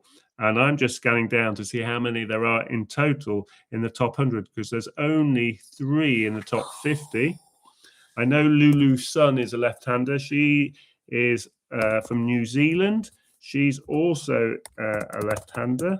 And a qualifier, Jimenez Katsinseva, is a left-hander, as is Oksana Selik-Miteva, another Russian. So I'm up to about 6 left-handers. I'm just scanning down. Taylor Townsend from America is the 6th I've come across, and that is, I think, it inside the top 100. So 94%, because 100 players is easy to convert into a percentage, 94% of the tour are right-handed players. So Alex is certainly likely to play a right-hander, and in this tournament, she certainly will only play right-handers, because in her section of the draw, there are no left-handers left, and Snyder has lost today to Bencic, so she's out as well. So that commentator was probably talking about being the only left-hander left in the tournament. The lady who sent us to watch that video, the Geography Now video, she's here. She said, right. "Oh, you watched the video." I say a lady. Why do I think you're a lady? Maybe you're a man. I don't know. But anyway, thank you. We really enjoyed it. It was good. It was produced really well. You guys are lovely together. Can you tell us how you met? That would be fun to hear for sure. Oh, they want to know also why we love Alex. So how we met, we were just really lucky to meet, honestly. We lived in only 3 miles apart for a long, long time. And I asked Katie out. He did. He asked me out. He said, are you the type of lady who likes to be wined and dined? And you know what? I thought he was just rather lovely. So I said, yes, by you, not by just anybody. And it's the rest is history, really, isn't it? The fun story is how I got her telephone number. That's always the difficult part if you're the man. So I took a little gift wrapped up, which was a book that I knew Katie would like, having read a little bit about her, or found out a little bit about her. And inside the book, I wrote my telephone number before we went out on the date. And I put, had a great night, hopefully we can do it another time. Sort of And please they want get to know in about touch. tennis. And he gave me this book wrapped up. In the taxi home, I unwrapped it and I found his telephone number. And guess what? I just texted him straight away and I said, I'd had a lovely time. I'm not going to mess about you. You're a lovely man. And yes, I'd love to come on another date. But they don't want to hear about us dating. They want to hear about the tennis. So I was wondering how Alex beat Noskova. Her service so dangerous. Coach Dan, also, would you agree that her tennis has done a tremendous job in developing her into such a refined and competitive player? I'd say her training at the academy has played, oh yes, a significant role. Well, you can see Rafa in her, can't you, really? Some of his behaviors, some of his composure. Tennis is a game, as I know, always is for the rich and the wealthy. It's because of the rigid rudiments of the game and too expensive tennis. Well, that is true, but it's not always true. It's a shame because effectively a lot of people have to make a choice between going out to work and in different ways and playing tennis. So it does tend to be that sports people and actors and singers and dancers are often more wealthy, but not always. So yeah, so just going back, someone's asking about can she beat Noskova? Noskova played a great match. She didn't play as well in the rest of that event. She lost to Sabalenka in straight sets, and she's lost this week to Sorana Castella. So yes, Alex could certainly turn that match outcome around on another day. Sometimes you just have to take your hat off and say that the opponent played brilliantly. Noskova played really well that day, and she's a player that goes for her shots, and she went after Alex's serve and pulled off a lot of great returns. And the trouble with a player who's playing well is they get the momentum, and Alex could never really get the momentum back, and the match was over before it really started.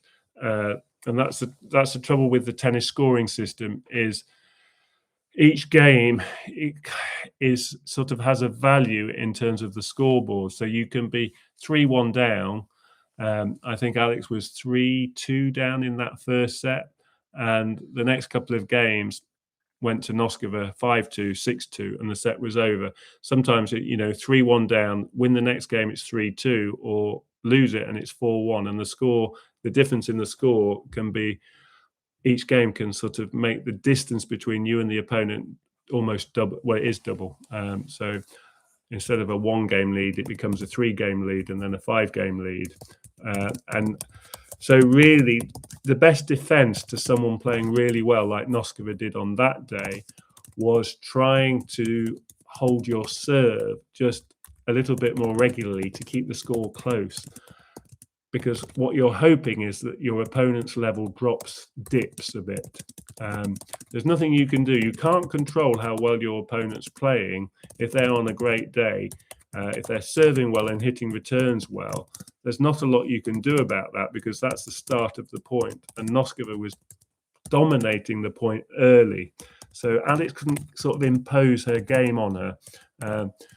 And what the top players do so well, even when they're not playing great in the points, is they're holding their serve. So the Sabalenkas and Rybakinas, who are at the top of the tree at the moment, when their form isn't their A game and they're just having to rely on their B or C games, what you'll notice is they're holding serve a lot. And so Alex needs to develop a stronger serve. And today against Lynette, her serve was better than I've seen it.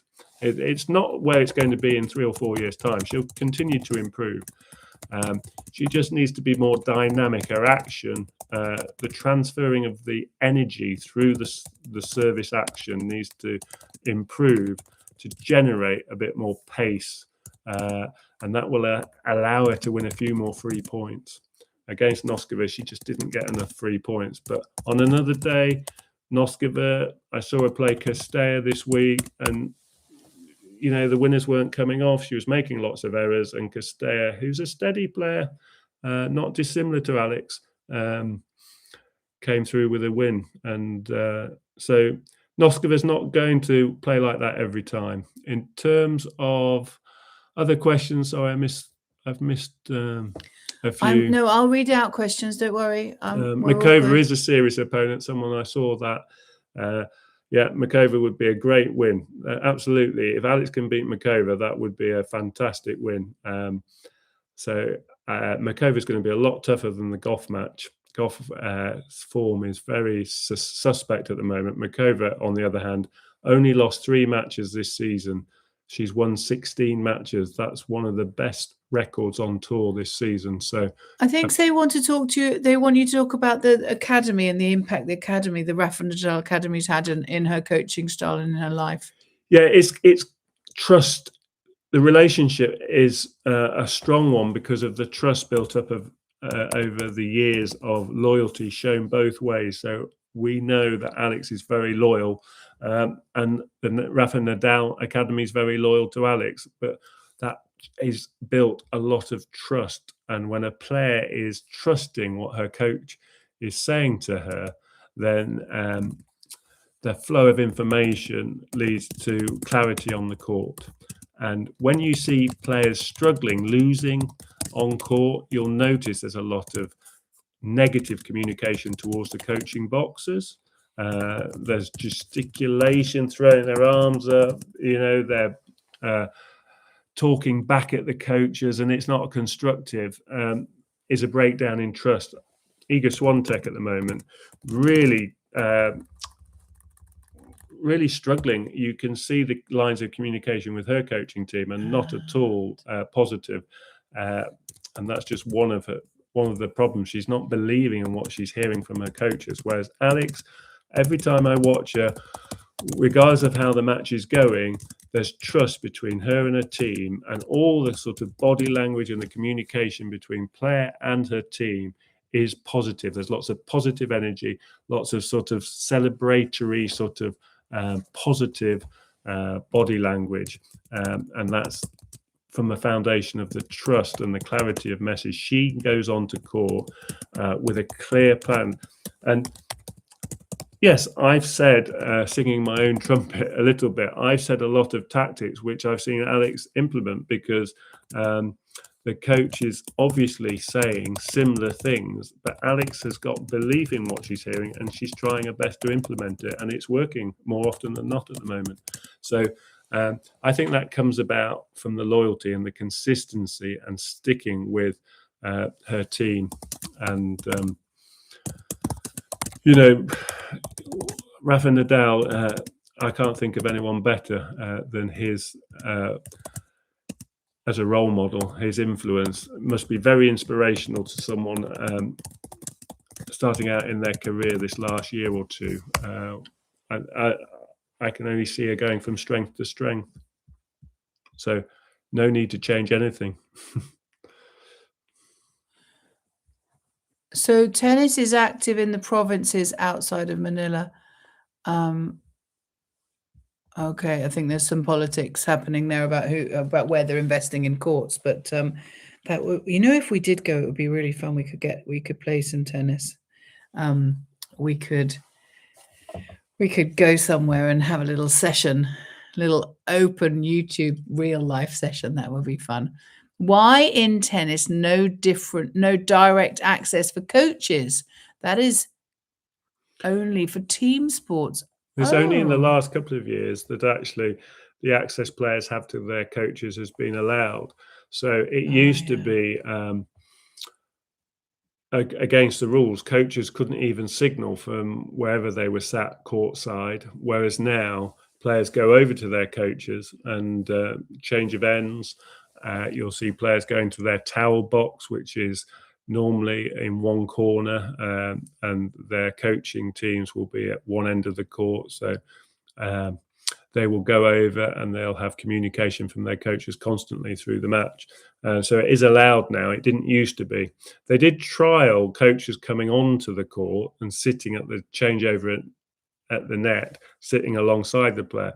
But they've taken that does happen occasionally in when they're representing their country in like team competitions, tennis team competitions. But in these tournaments, the coaches are there and they're just sat in the corners more often than not. When we've been to Wimbledon, we've actually sat alongside the coaching teams. Yeah, we've even talked with them sometimes. Especially on the outside courts, because there's less seating. And that's actually quite a fun experience because you get a real insight into how much communication goes on. But it's allowed now.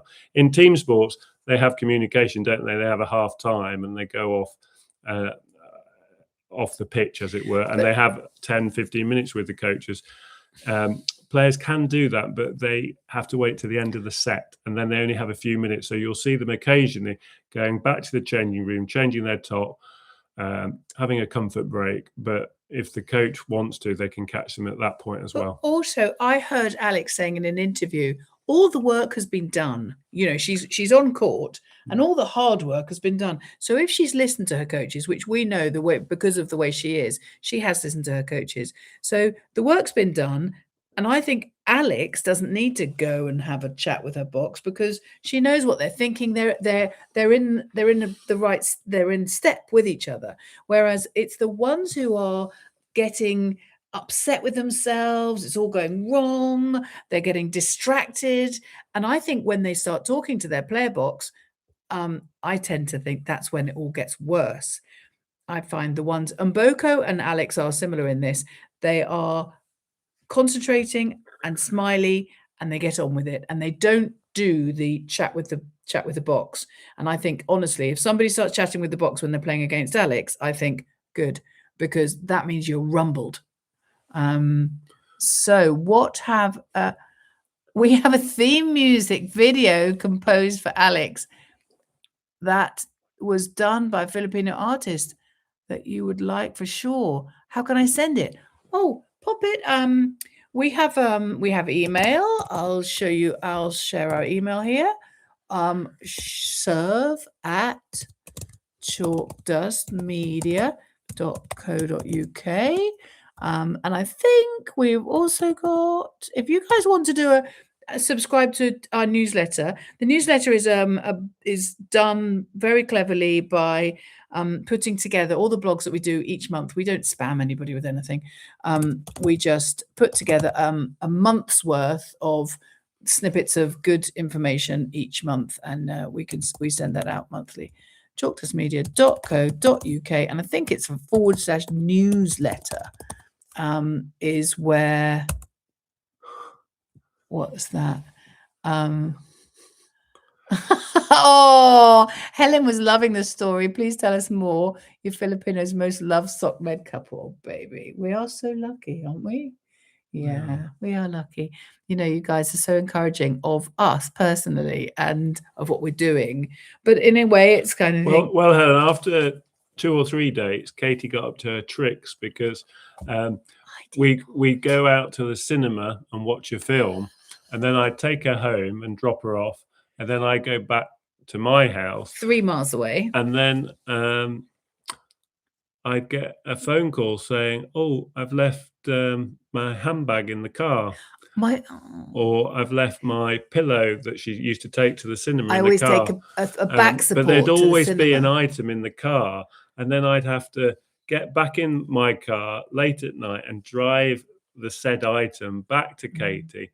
And it was an opportunity for her to come to the front door Don't say that. In my dressing her sort gown. of He thinks that's what happened. Feminine way, and just to see if I was going to be a gentleman and go back out. Yeah, late of course at he night did. He was always going to be a gentleman. Take the things she deliberately left. I in the never car. did. He always says I deliberately left them in his car, so he had to drive 3 miles back again. I didn't really. I just literally forgot. Probably in the whole, you know how when you completely just bowled over in love, you just forget yourself. And I think I left my phone in, and I had to find my iPad and message him and say, "Can you bring me back my phone? Bring me back my," whatever it was. But you know what it's like when you just first met somebody. You never think you're going to meet somebody gorgeous, and then you do. There you see. Now, don't get your head big, but he's really lovely. Anyway, thanks, Helen. And I would nip out of work and take Katie carrot cake. And he wants, I love tea. I like to drink tea. And he sent me very early in our relationship, he sent me some flowers in this great big teacup.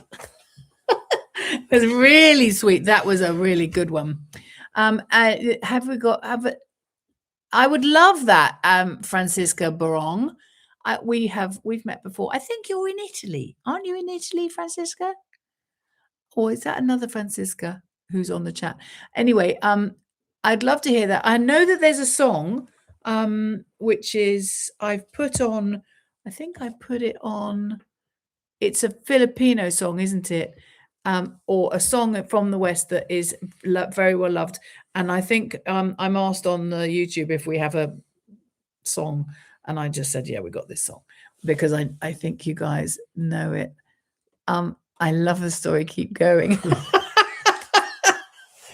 Well, he was a head teacher, and it was in a primary school, and he used to work so hard for the children all the time. And I was an entrepreneur, and so I would work from my laptop at home. So I was kind of a sitting duck. He knew where I was, and he would just work hard. And so when we were first dating, I think the mums and dads at school started to know that actually he what are you doing, darling? Oh, no, I was just saying how you replied. Oh, you've replied down here, chat. Oh, right. You just type away. Oh, okay. You can chat. Yeah, I think the mums and dads at school knew that he sort of started to not enjoy his head teaching quite so much because they couldn't afford in his school to have a caretaker, who fixes the boiler and sweeps up the leaves and everything. And because Dan is the Dan he is, he would be sweeping up the leaves, and then he would sweep up the puddles of water, because if he didn't sweep the puddles, they would turn into ice. So he'd have to sweep the puddles and sweep the leaves and fix the boiler. I once said to him, why don't you wear a watch? He doesn't wear a wish watch. And he said, well, because it would break when I'm underneath the boiler in the cellar fixing things. And I think it's quite funny when you're a head teacher and you're doing all that stuff. Thanks to Timothy364, first person to join our live stream. Thank you for your compliments. Oh, thank you. Watching from Canada. We've got them from all over the world now. I love it. We're a really international community. And the thing we have in common is we love Alex and we love tennis. And I find it such a positive time that we have together. And I think also I'm kind of like basking in the joy of all of you guys and all of our chat. I love our chats. But I also love the fact that I could kind of imagine Eala must have been. I was getting ramped up with her today before the match. And then I was thinking now she's back and chilling and relaxing like she fully deserves, doesn't she? And it's really nice that she can get a good whole day's rest, doesn't she? Yeah, she's going to play on Monday. We will be back, of course. We will have our retro scoreboard, which quite a few people are asking us to keep the retro scoreboard. Okay, well. So I've said we will probably bring it back for special moments, but we will also have the proper tech done again. Yeah, and she'll have all the usual press conferences and media interviews, but it's only 8 o'clock in the evening there. So she'll be back resting up at a civilized time tonight in Miami, then the whole of tomorrow off to work out a plan with her team to take on Makova on Monday in Miami. Sometime, I suspect, probably they won't put her on first, but you never know. I think probably in the Philippines, you'll be hoping for a match first on, because that would probably mean late evening in the Philippines. But I suspect she'll be put on later in the day. What time will that be here? Well, she was fourth on court today, so they were on the grandstand court, the second biggest court at Miami, and she was fourth on. They started play at midday, and she was expected to come onto court about 5:30, 6 o'clock at night, and she did, because the match is all went through at a pace. I've got to say something. One thing you need to answer a question from Hugo. He's asking about what do you mean by point construction? But firstly, I'm going to say to you, we're at 2,799 subscribers. So thank you, thank you, thank you. We are just edging on to 800. I can't believe it. We are so grateful for your support and your appreciation. It means such a lot to us when you subscribe, because we know then that when we make videos, more people are going to see them, and we just love making them for you. And every single thing we say, it just comes from our heart. I promise you, we are just totally authentic and up for what Alex is doing for us, and it's just marvelous. And I want you to answer the question, please. And I'm hoping that somebody will make the 800 if you make a really good answer, because I know you will.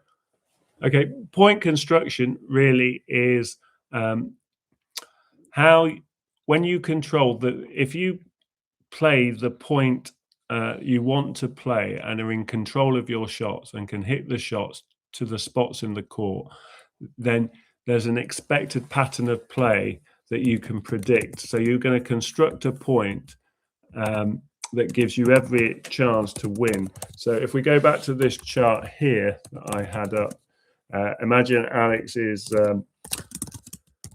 playing a left-handed serve here and swinging it out wide to Lynette's backhand. Lynette, from this point, slightly deeper in the court, but serving from out wide here, she's going to play the ball cross court because she's going to want to return the ball safely into court. To go from this corner and play down the line is incredibly difficult. It's very, very difficult. So she's going to play with the biggest margin of error and go back cross court. So Alex knows this. So she's going to serve out here, and then she's going to look to play her next shot into the open space, having forced Linette wide. So she's constructing the point with a fairly predictable sequence of shots. So serve out wide, and then with her serve plus one shot, look to hit down the line. Now, sometimes players will return the ball quite deep and then get back into position here. Can you see that? So let's say Linette returns quite deep, well, and gets back into position. Alex doesn't necessarily have to go down the line. She can play back behind the player. What that means is she's wrong footing Linette. So that's a different way of constructing the point following up a good first serve. So rather than just going for the open space down the line, she can play back behind the player and also win the point with her second shot. So constructing the point is really, if you do your shots really well, how are you going to win the point? What you will see in an extended rally is players will trade ground strokes backwards and forwards over the high part of the net. They will trade shots over the low part of the net, which is in the middle of the net. The high part of the net is at the side, and so they will trade ground strokes over the high, clearing the middle of the net, going cross court to cross court. And the first player to hit down the line will often get the advantage because they're taking on a riskier shot, because the high part of the net is at the end, at the sides of the net, which is where the down the line shot comes in. So constructing your point, I'll talk about which player will go down the line first, and Alex is probably one of the better players on tour. Her down the line shots, she plays well off both wings, which is a real asset. So Lynette, coming into the match today, she hit twice as many winners from her forehand side. When she plays Siegmund hits very few winners from either side, unless it's a real easy shot, because the players hit a return or a short shot into mid-court.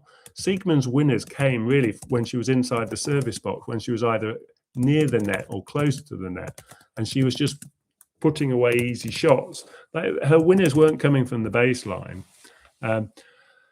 Probably count those on one hand. So you can also, when you're doing the tactics for opponents, you can factor in how are they going to play, how are they going to try and construct points, and then you can then build in tactics to meaningfully take on your opponent in the best way.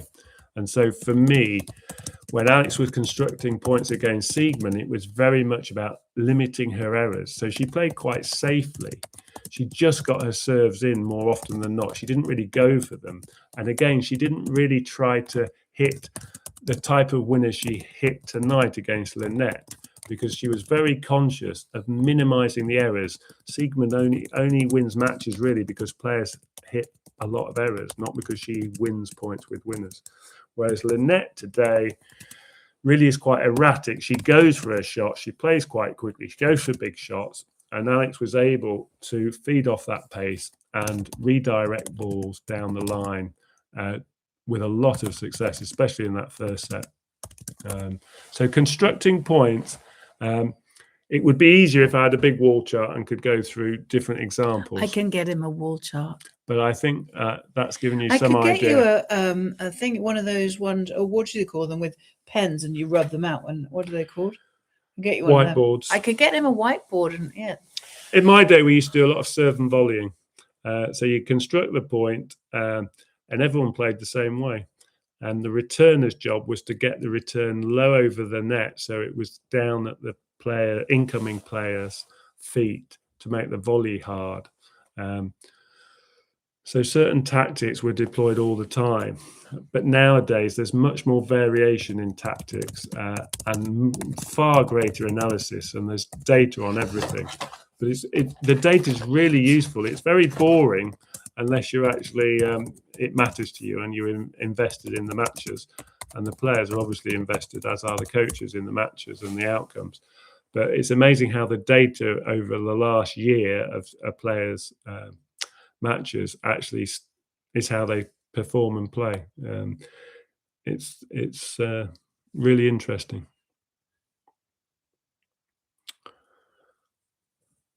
Oh, and we've got to 2,803 subscribers. We are just so thrilled. Thank you very much. Do you know, we love making videos for you. Yeah, of course you can, darling. There you go. Good. I'm just going to nip to the loo. Excuse me. It's a comfort break. That's what they call it in the broadcast. Honey, there's a cable. Did you just get? No, you're fine. You're fine. Did you see our lucky bawang snacks? That's what my son got me for my birthday. Well, with a Filipino recipe book and a Filipino crossword book, and Dan and I both got. I don't know how to do it. There you go. British flag, Filipino flag on a pin. Very cool. Yeah, boy garlic, lol. Very nice. We really enjoyed those. And what we do on our go lives now is every second set, whatever's happened in the first set, we open up the boy bawang and it makes her win, which is wonderful. Mr. Seal Down, honey, is asking who is, I know exactly who Dan's going to say. Okay, so he's not in the room. When he comes back in, Mr. Seal Down, he's going to say John McEnroe is the very best male player, ATP. Women's player, I'm not sure. Dan is very into good play. I don't think he's not like super fan, except of Alex, because really of her personality, and that he loves to see, because of his teaching background, he loves to see people getting better. And so she's young, she's got growth in her. She's also really, he gets quite frustrated when their mentality isn't right, where her mentality is absolutely right. And so it's just, anyway, we'll ask him now. He's about to come in the room. So I didn't say a word. Darling, you're being asked. I've predicted who is the GOAT of WTA and ATP. Mr. Sealdown has asked you. So I've made a prediction of what you're going to say for the ATP. Is this in over the history of the game, or in the modern game? Well, I think you're allowed to say whatever you like, really. Okay, well, on the men's side, John McEnroe was my told you hero for various reasons, but his ability to time the ball and the way he maneuvered the ball around the court, but in particular his volley and his ability to hit drop shot volleys when the opponent was absolutely smashing forehands and backhands at him at the net, he would be able to just take all the pace off the ball and land it on a sixpence. So McEnroe is my hero, and although the likes of Federer, Nadal, Djokovic have all won numerous titles and are the legends of the game in today's world, and if you went back 40 years, he would be my favourite player on the men's game. In terms of the women's game, I think what's so great about the women's game is the variety of players and how many different players win events year in, year out. So Irina Sabalenka last year played 16 events and only won 4 of them.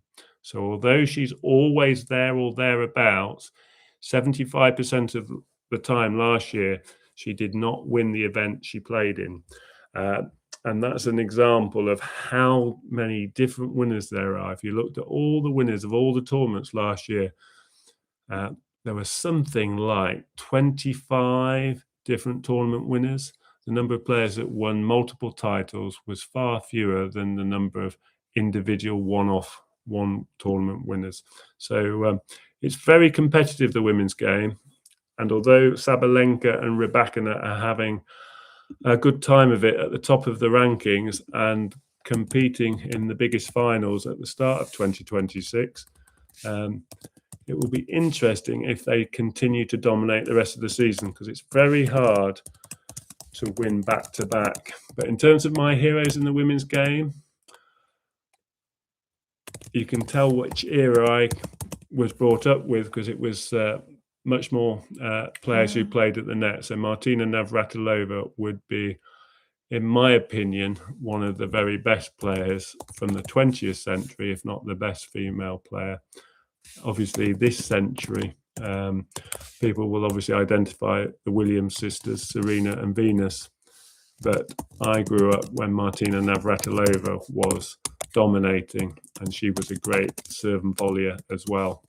So they would be my 2, and that's just because you can't really compare eras. That doesn't mean, I think, any less of the modern players that have done really well. Marlon Poe at Marlon Poe Big Events is a Bjorn Borg fan, and I like Bjorn Borg too.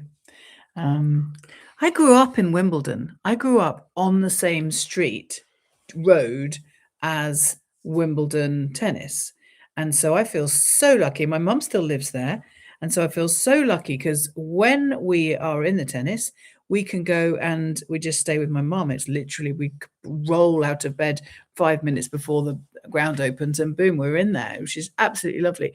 But of course, that meant that when I was a kid, which was before barcodes and tickets and scans and QRs, you could just, as a child, 12-year-old, into my tennis, I could go around the back of one of the car park entrances of the tennis and just say to the old bloke on the gate, "Oh, can I go in, please? I'd really love my tennis." And they just go, "Well, in you go, you'll be fine." And so I spent my teenage years for the fortnight. We call it the fortnight in Wimbledon. Just go to school, come out of school, run around the corner. And I used to go in with loads of friends. It was absolutely wonderful.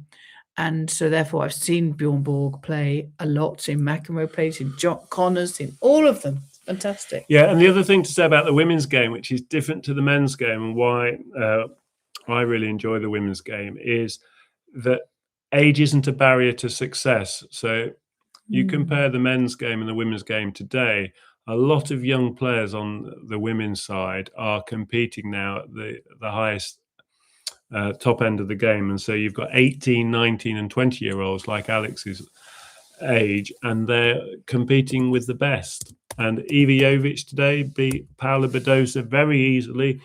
She's a young player inside the top 20. We've mentioned Mboko and Andreeva. These are all young players, slightly younger than Alex, within a year of Alex at 20. And like Alex, they're all winning tournaments on the WTA tour. And that doesn't happen with quite the same number of players on the men's side.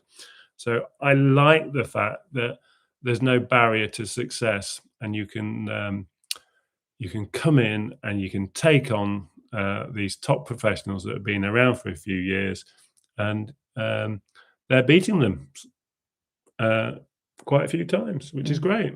And coming from education, of course, one of the biggest factors I think now in the game is these young players are lovely people. They know how to compete, but off the court, they also know how to respect one another and get along. And I think children learn a lot about how to win and how to lose, because you can't win every match. And so being able to win and lose in the right way is important. And Alex is one of the best role models that young boys and girls can have. Yeah, I always start off by saying, Alex is a wonderful role model for athletes and tennis players. But of course, it's not just athletes and tennis players; it's young people. And then I think, well, why just the young people? It's everyone. I mean, she is, and I mean, I'm not Filipino, but I'm so proud of her, naka proud of her, because I feel like if I was Filipino, I would just.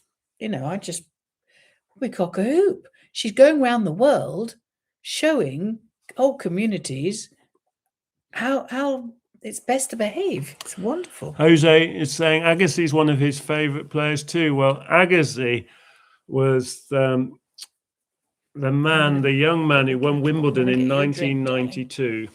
And in that Wimbledon, where Agassi came on and won Wimbledon, one of his biggest wins in his career. The young Agassi beat John McEnroe in the semi-final, and Agassi totally outplayed McEnroe and beat him in straight sets. And I think that was the last big singles match McEnroe played, and it was like, okay, my time's up. My game is no longer able to take on these youngsters. And Agassi was the young man on the scene. So I remember that match, and it was a bit of a handing over of the baton. And that's the great thing about new players on the tour each year. They're learning from the senior experienced pros, but the pros that have been around a few years also have to react and respond, and they learn from the new young players coming onto the tour. So would you like a new all drink, good darling? stuff. Fresh one. Okay, thank you. Yes, there were a few siblings. Janice Chen, although she had a tough loss in her first match against Yulia Putintseva. Janice Chen, I think, came into this week 39 in the world, but her ranking will drop. She lost to Putintseva despite winning the first set, 6-3. She lost in 3 sets. That was disappointing, although I think she probably would have found Rybakina tough in the second round. Putintseva lost to Rybakina yesterday. So that was just one match, an opportunity to win one match for Janice Chen, but she had a really good end of last season winning in India. And I know she's played doubles with Alex on a couple of occasions, and they get on really well. There are some other Asian tennis players, a couple, I think, from Indonesia that have been doing well on the ITF circuit, which tends to be for players ranked outside the top 100. So yes, the game is definitely growing, and Alex is very much leading the way.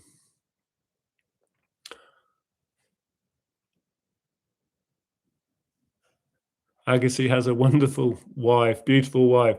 She does, and she's a tennis player, so you know your tennis, Steffi Graf.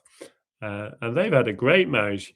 They've been together for decades now. So, yes, a very loved up tennis couple. John McEnroe for men. My guess for women, Coach Dan will pick Monica Seles. And yes,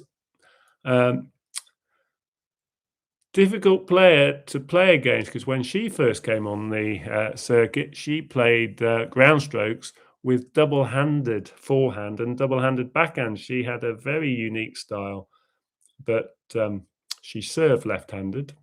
So you couldn't describe her forehand and her backhand as sort of left-handed, but she was a left-hander, and she had that unique double-handed forehand and backhand. But she certainly took over from Steffi Graf for a couple of years in the 90s. Yes, Japanese players. There are a few. You're testing my tennis knowledge here. Naomi Osaka, Katie shouting. Yeah, she's going into fashion. She's lost today. I don't think she's spending as much time playing tennis as she did a few years ago, where she really did well and won several Grand Slams, the Australian Open and the US Open. But I was just thinking of some other Japanese players.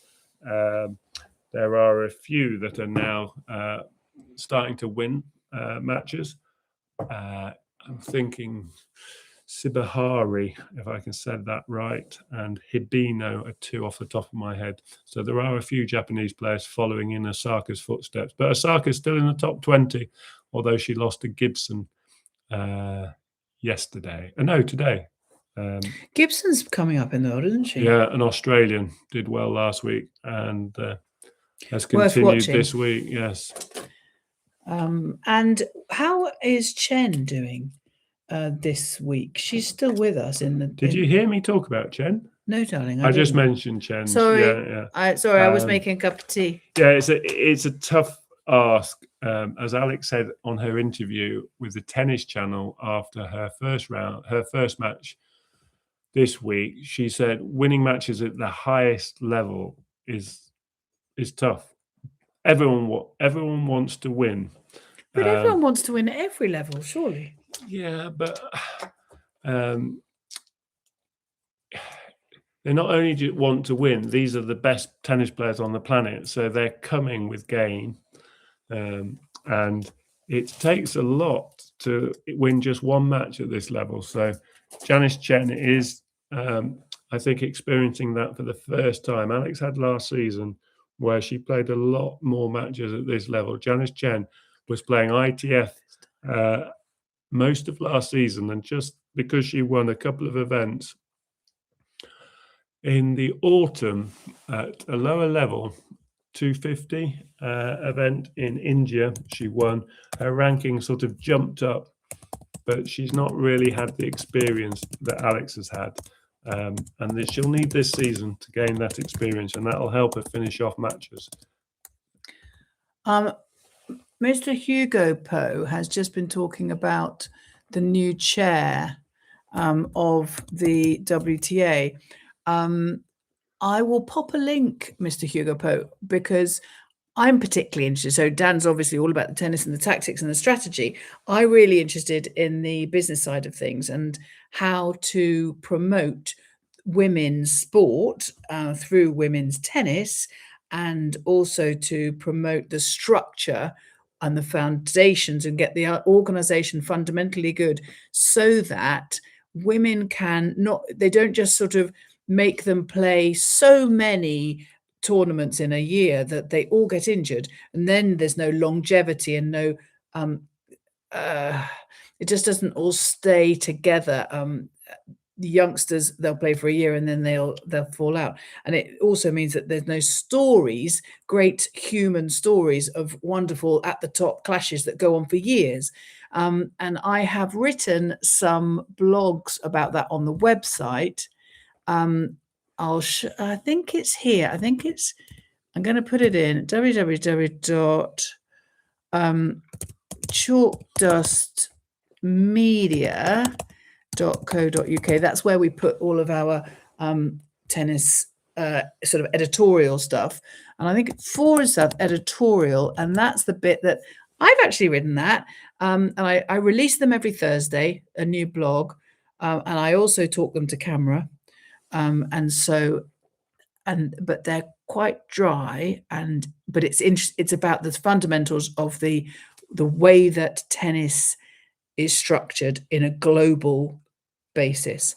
So have a look if you're interested. That's the for Mr. Hugo Poe. That is the website for you to have a look at if you're interested in women's tennis generally. And how they just don't wear them out too quickly, because we were saying before, weren't we? I'm sure in one of the videos Dan has done, we talked about Sabalenka she didn't do the whole of the Middle East swing. She gets a lot of points in Australia, and then she has a rest, and she lets her body recover. Thank you for the words. She lets her body recover in order that she can then come to America, and she wants to do the American swing, and then she wants to win those, and she may or may not win them, but she gave her body the chance to get to recover, and those ranking points that she gets, she can win as long as she wins the matches then and gets a long way deep into the tournament. She can get more points that way than actually if her body isn't fit. Then she just wins a few points in every tournament. And that's one of the things that even at Raducanu's level, you always talk about, don't you? Dan says, if I was Raducanu's coach, I would stop her playing all these WTA 1000s and things like that. She needs to be going down to the winning tournaments at lower levels, because then she can, she will, instead of losing them at higher levels, so you get more points for your per game. There's another video that you've done about that, isn't there, about WTA ranking points? Cheers. This is happy cup of tea time. Seal down asking about Emma Raducanu thoughts. Well, she did have a great event back in 2021. She won the US Open, as we all know. She won 10 matches in a row, didn't drop a set, 10 straight set victories, 3 in qualifying, the 7 through the event itself, winning her first Grand Slam and only title to date. Why is she struggling? Well, that put a huge target on her back. We talked about players wanting to be Alex now. She's well known on tour.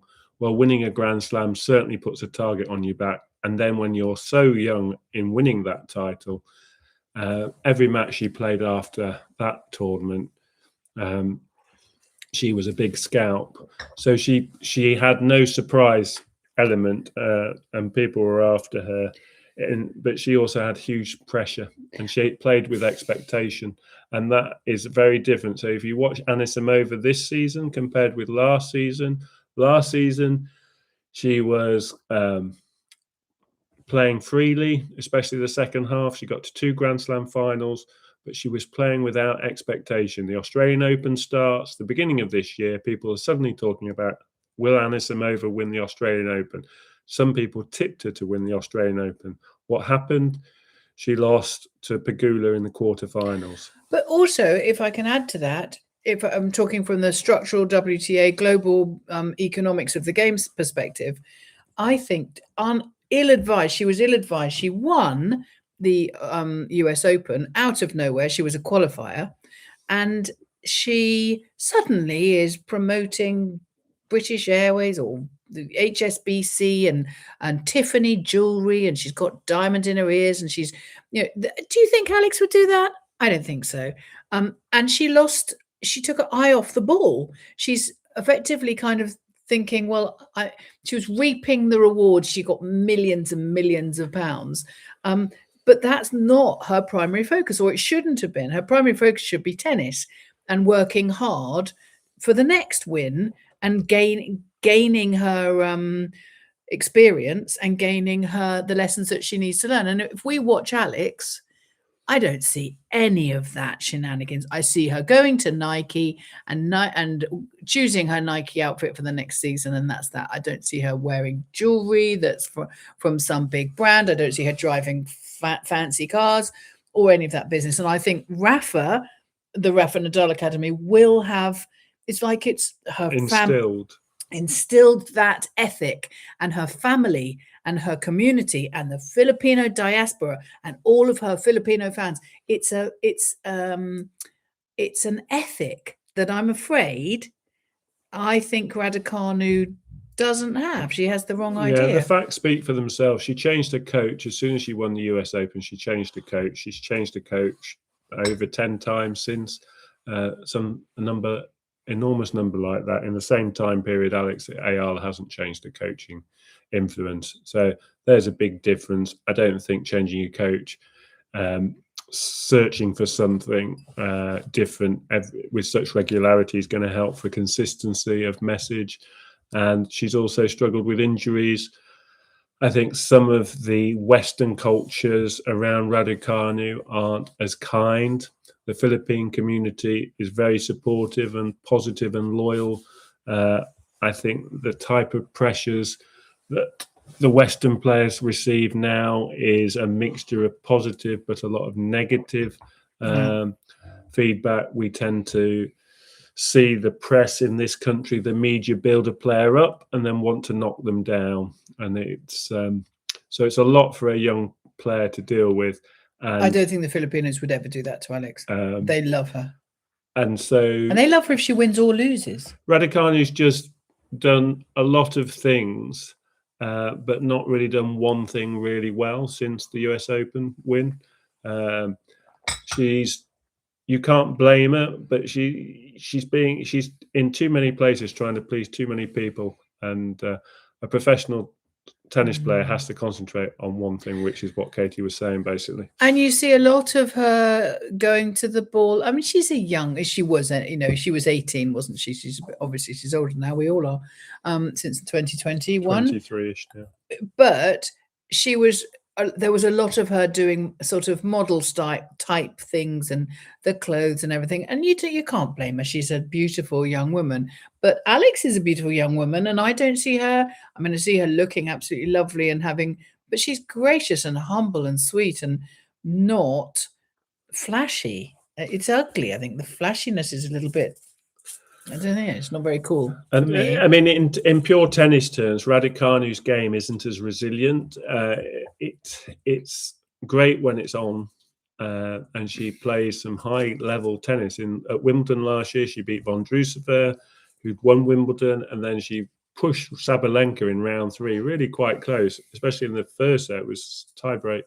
Could have gone either way. I think Raducanu had a set point in that first set. So her best tennis is great. And at the US Open, with no pressure, that first year she played her best tennis. She beat on the side, wasn't she? She beat who was put in front of her. Yeah. Yes, she didn't beat anyone other than Belinda Bencic, I think was the highest ranked player all tournament. So she had some luck in the draw. The draw opened up, but that's not her fault. But she played really well. It just all worked. But she goes for her shot. She tries to win points. Whereas Alex, when she plays her depth of return and she plays her baseline game, when she's playing well, she forces errors from her opponent's racket, which she did today against Linette, much more than Raducanu does, because she's got greater tenacity, resilience, and she's happy to work the point. Whereas Raducanu will try and hit a winner. She'll go for first strikes much more often. And with extra pressure and everything that's come, as I've said, the ratio of winners to unforced errors is invariably in favour of the unforced errors. And at the highest level, it's just not going to cut it. You're just not going to win enough matches. So it's very much what we say in this country: 2 steps forward, 3 back with Raducanu. Whenever she has a good period, it's 2 steps forward, but then round the corner there's some problem and it's 3 steps back. And so really she never gets the momentum now. And Mr. Josie Poe is saying on in behalf of Alex, what one thing would you say she should be doing to improve her game? Yeah, for me, the peak for the WTA player, the peak period, if you sort of split it into 4-year periods. So Alex is very much in this first 4-year period, came on to tour properly as a sort of adult last year. So she's in her second full season at the highest level. So these first 4 years, she's developing. But her peak period between sort of the age of 24 and 28 is where everything I'm going to say is where she's working towards. So she's got to develop strength. That will help her movement, but it will also help her serve in particular. And what it will also do will allow her to sustain the same level throughout a match. You'll often see a player deteriorate the longer a match goes on because they just aren't able to maintain the same physicality and energy in all their shots the longer a match goes on. It's what separates the men at the top of the game from the rest, because they play 5 sets. The duration of the big matches is over a 5-set period, and the top players are able to sustain their level with the same energy for a lot longer, whereas the rest, they deteriorate. They can't sustain that play. Now, Alex's best tennis takes care of itself, but she's got to sustain it for 3 long sets potentially. And certainly if you play a Sabalenka or Rybakina, even if you were able to pull off a victory, it's not going to be 6-2, 6-2. It's going to be a long match. And Boko managed to beat Rybakina recently. It was not a walkover. It was something like 6-4 in the 3rd set. So you've got to play some really good tennis at the end of a long match, and that requires a huge amount of physicality, which only comes from strength and conditioning. So Alex has to have these first 4 years between what she is now, coming up to 21. By the time she's 24, she needs to be in a peak physical condition, and that comes from strengthening and doing all the off-court training that I'm sure she's doing at the moment. I'm sure she is. And you said for her serve, she needs shoulders and legs for the biometrics to work better with her the serve. biomechanics of her serve. Yeah. If you put Sabalenka and Alex's serve in slow motion, and you can probably find this on YouTube, you can certainly find a slow-mo of Sabalenka's different techniques since she changed her service action. But at the point where the player releases the ball toss, you look at their knee bend. The knees are a bit like a coiled spring. They go bend down, and the player then explodes up to release the racket head through the ball and impact the ball. Now that coiled spring, that knee action is obviously repeated, but a lot of people tire the longer the match goes, and they're not so explosive through the service action. But the energy that Sabalenka puts into her serve, that transference of weight through the service action, is just greater than Alex's. Yes, she has a height advantage. She's about 7 centimeters taller than Alex. There's nothing Alex can do about that. But in terms of her legs and her service action, it could be more dynamic. There can be greater energy going through that service action, and that will come through strength and conditioning of her legs, and also the shoulder and the throwing of the actual racket and the racket head on the ball. That comes from the arm and the shoulder, both with the wrist snap and the throwing of the racket arm. That can also improve. So a lot of that is work that has to be done over a sustained period of time. And because the season is so long, they won't do a lot of detailed, sustained work off court on something like a serve during the season. So a lot of this work is done at the end of the season between November and January, where a lot of the players will have 2 months totally away from competing, because most of the tournaments have stopped. between the WTA finals, which is the beginning of November, and the start of the Australian swing at the beginning of January.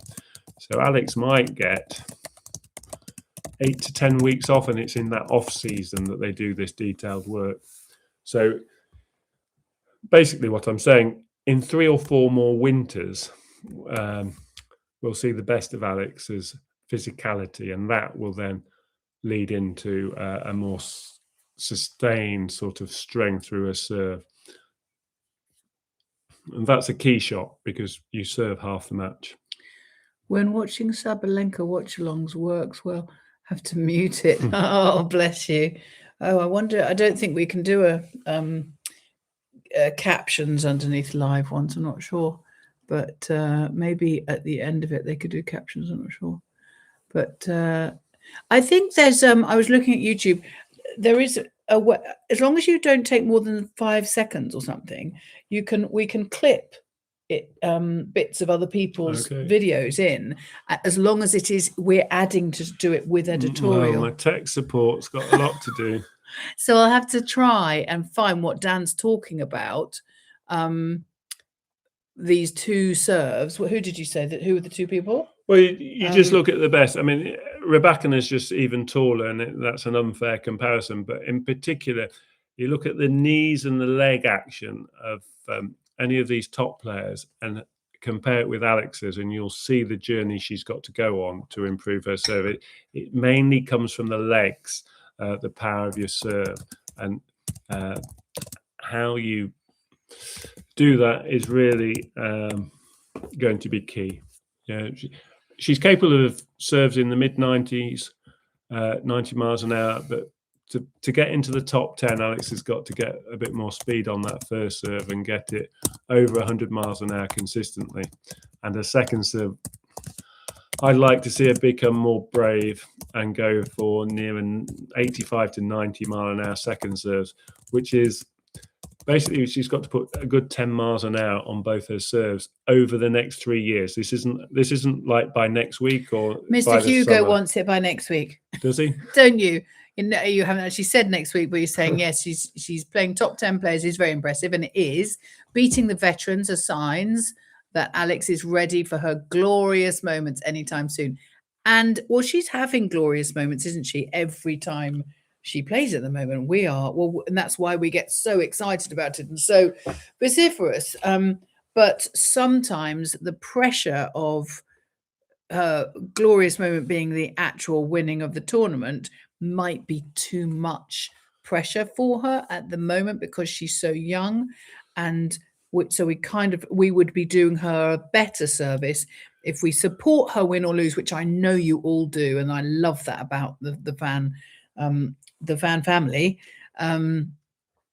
But it's a case of supporting her and letting her, giving her time to breathe and learn and grow, and then she will win. And I just feel like it won't be. It might not be this year, but it might be this year because every time I come on here and she's playing, I'm the worst of it, aren't I? Because I'm saying yes, of course she's going to win. Of course she's going to win.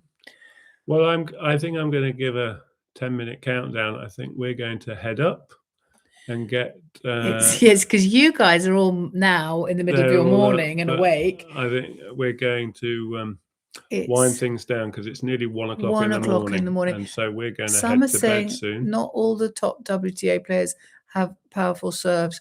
Above average should work. Good return can do wonders. Well, that's certainly true. She's got all the strokes. It's the serve that you want her to improve, isn't it? Yes, I mean, I don't know whether it was you, Seal Down, or someone else talking about the Linda Noskova match. I think you have to watch that. If these top 20 players play really well, can you compete against that level?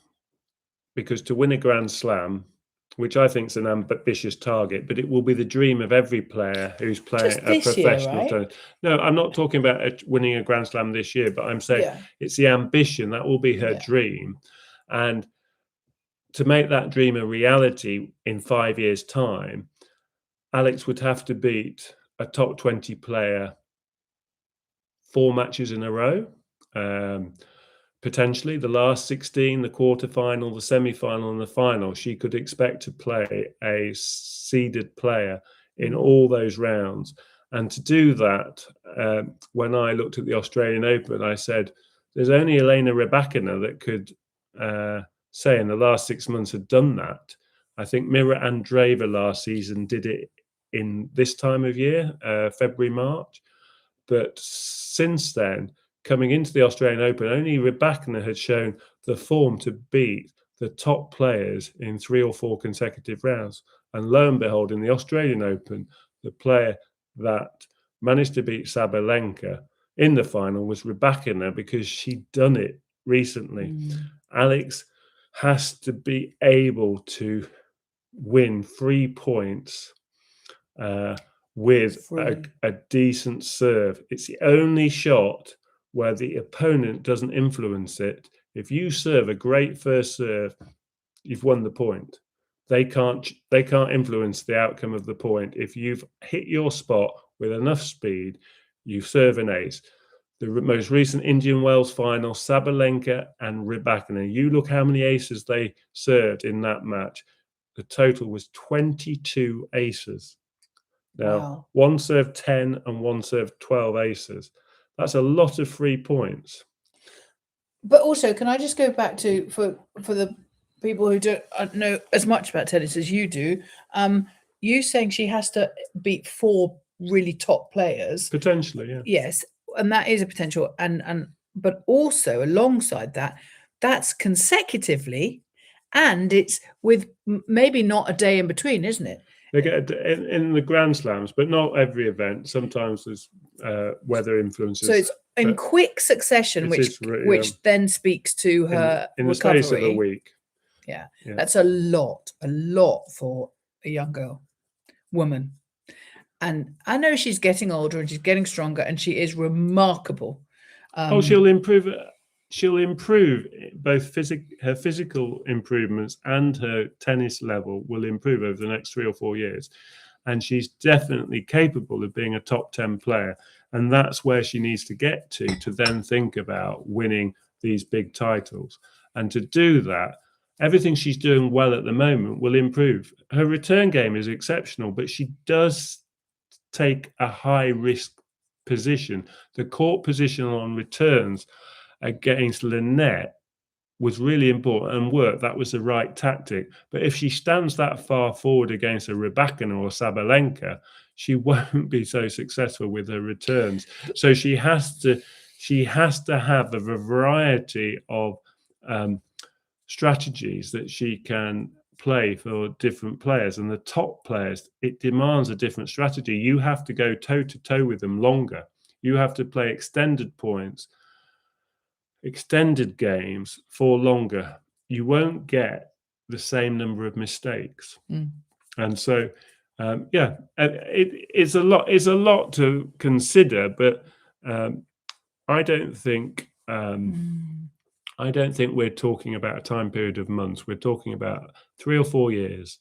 Let Alex develop. Let her enjoy her match wins at the moment. These match wins are not easy to come by, regardless of whether it's a player who's towards the end of their career or anyone else. These are all have the same value. Each win has the same value, regardless of who it is.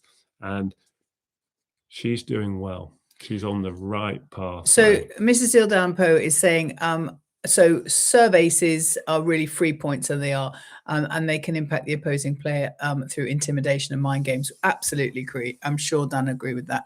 And then Mr. Hugo Poe says, I once heard Alex interview on the Australian Open that she said that this year is her year. Well, I'm not surprised. I might believe that. Luck, getting nearer to her side. Well, luck is getting nearer to her side. I don't think it's luck, though. I think it's hard work, good attitude, and a bit of, I suppose there's a bit of luck if the opponent, like the golf game, although that wasn't luck. She was going to win it anyway, wasn't she? She was well up, but by the time Goff retired. But so, yes, there is a little bit of luck, but I think it's a lot of hard work. And so will, after this game, the ranking points, will she go up, is Maiden Go Lucky saying, will she go up? She won't get closer to the top 20 this event, but as I said earlier tonight, you've got to think of her points over the season. So regardless of the difference between Miami last year and this year, for me, that's irrelevant. Her points carry for a year. So you've got to look at her accumulation of points over the year.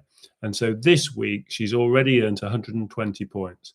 Last event, she earned 120 points. That's 240 points she's earned in March. 240 points is virtually like winning a WTA 250 event. So that is a huge number of points. So Alex is doing really well. She's accumulating points. And this year, we've got to look at how many points she accumulates. Is it more than last year? So roughly, off the top of my head, she will have earned last year roughly 1,100, 1,200 ranking points over the year.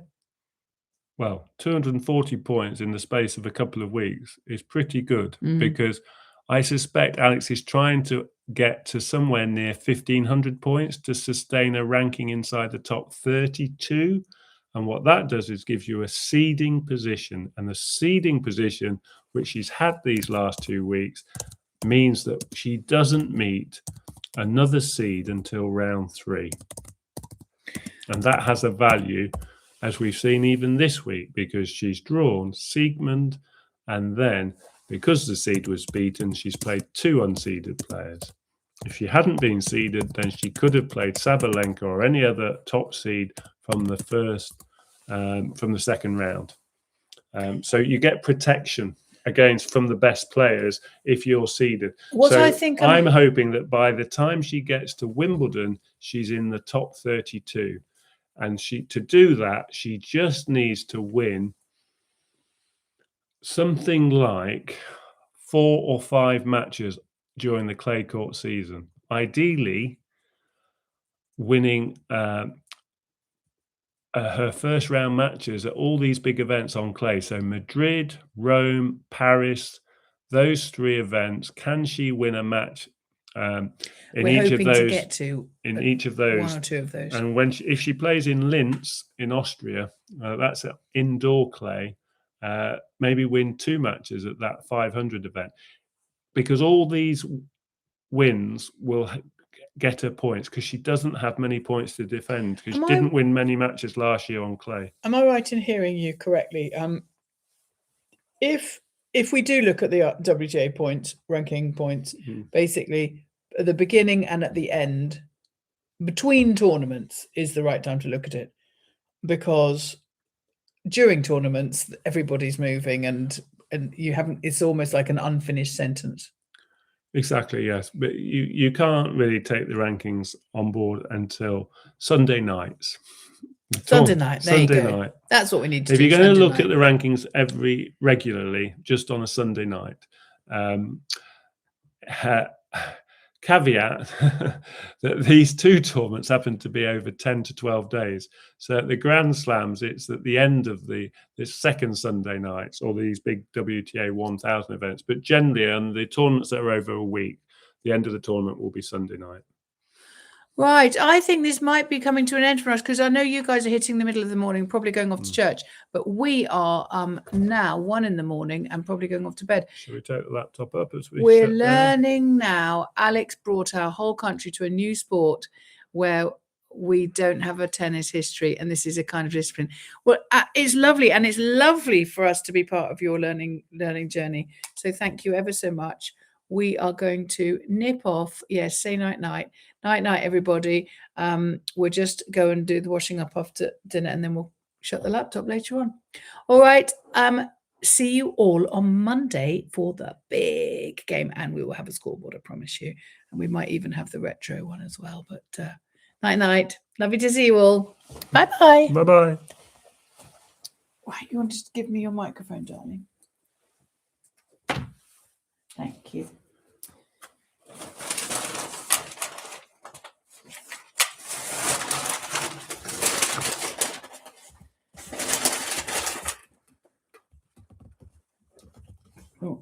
Okay, and that one.